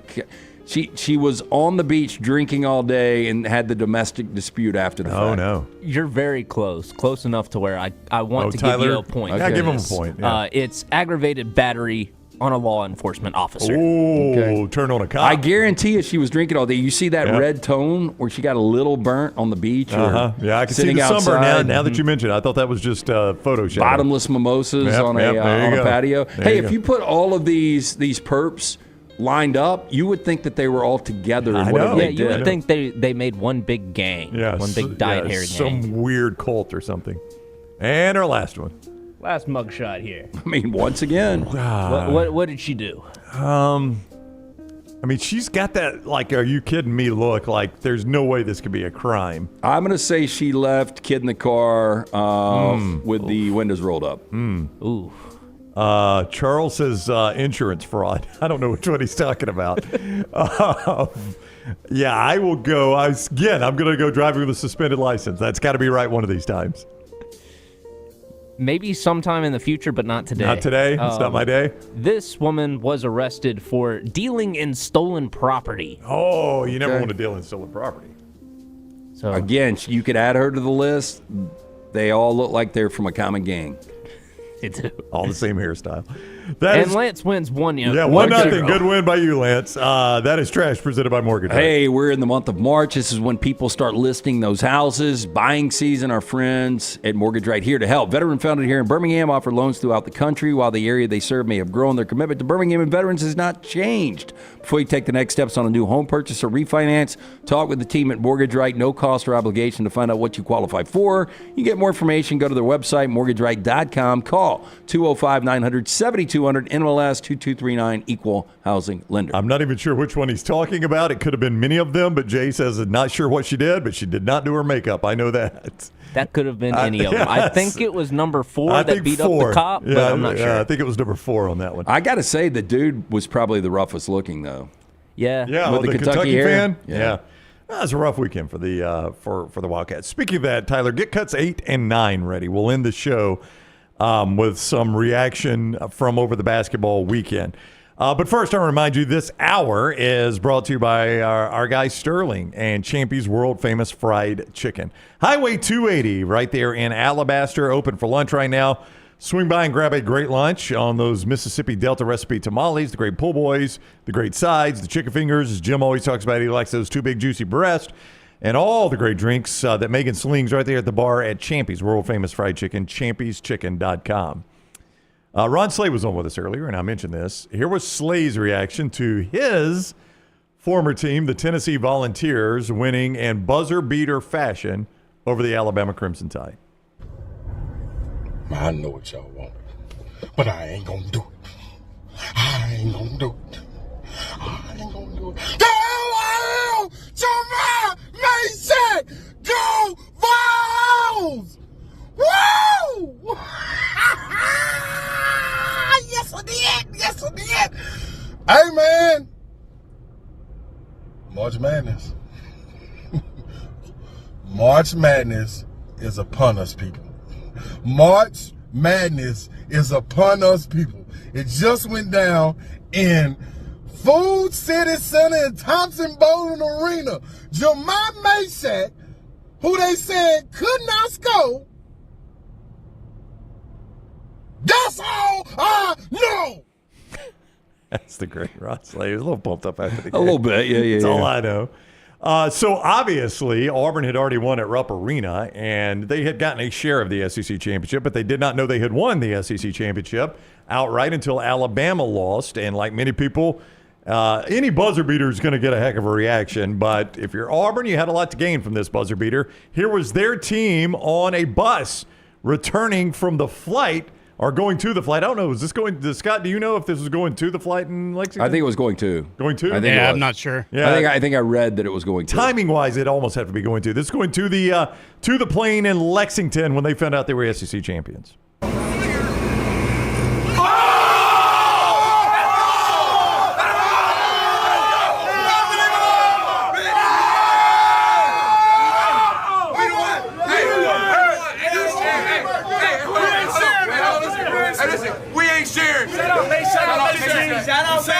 We're not sharing nothing, though. Rocky time. Hey, one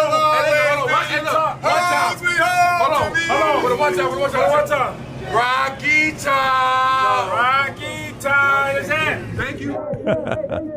That is Janai Broom, Dylan Cardwell, and the Auburn Tigers on their way to the plane as they find out. I mean, you knew that this thing was inevitable, right? You did. I mean, made they it were a little gonna be more champions, exciting the way they walked it off for them. But you can go to any sports bar without any rooting interest, and a shot that falls like the Michigan State shot over Maryland last week or the Tennessee shot over Alabama is going to get that exact reaction. Everybody does the same thing.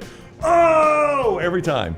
If you're ever in a sports bar, like in March Madness, when a shot like that hits, it is pretty fun. It is. Unless you've got that team in your bracket that just lost or you've bet on the game or whatever. Been on the other side. Been on both sides, yeah. All right, that is going to do it for the show today. Hopefully Dunaway back with us tomorrow. We'll definitely be back, though, at 9 o'clock. Enjoy your afternoon. We'll see you tomorrow morning on The Next Round.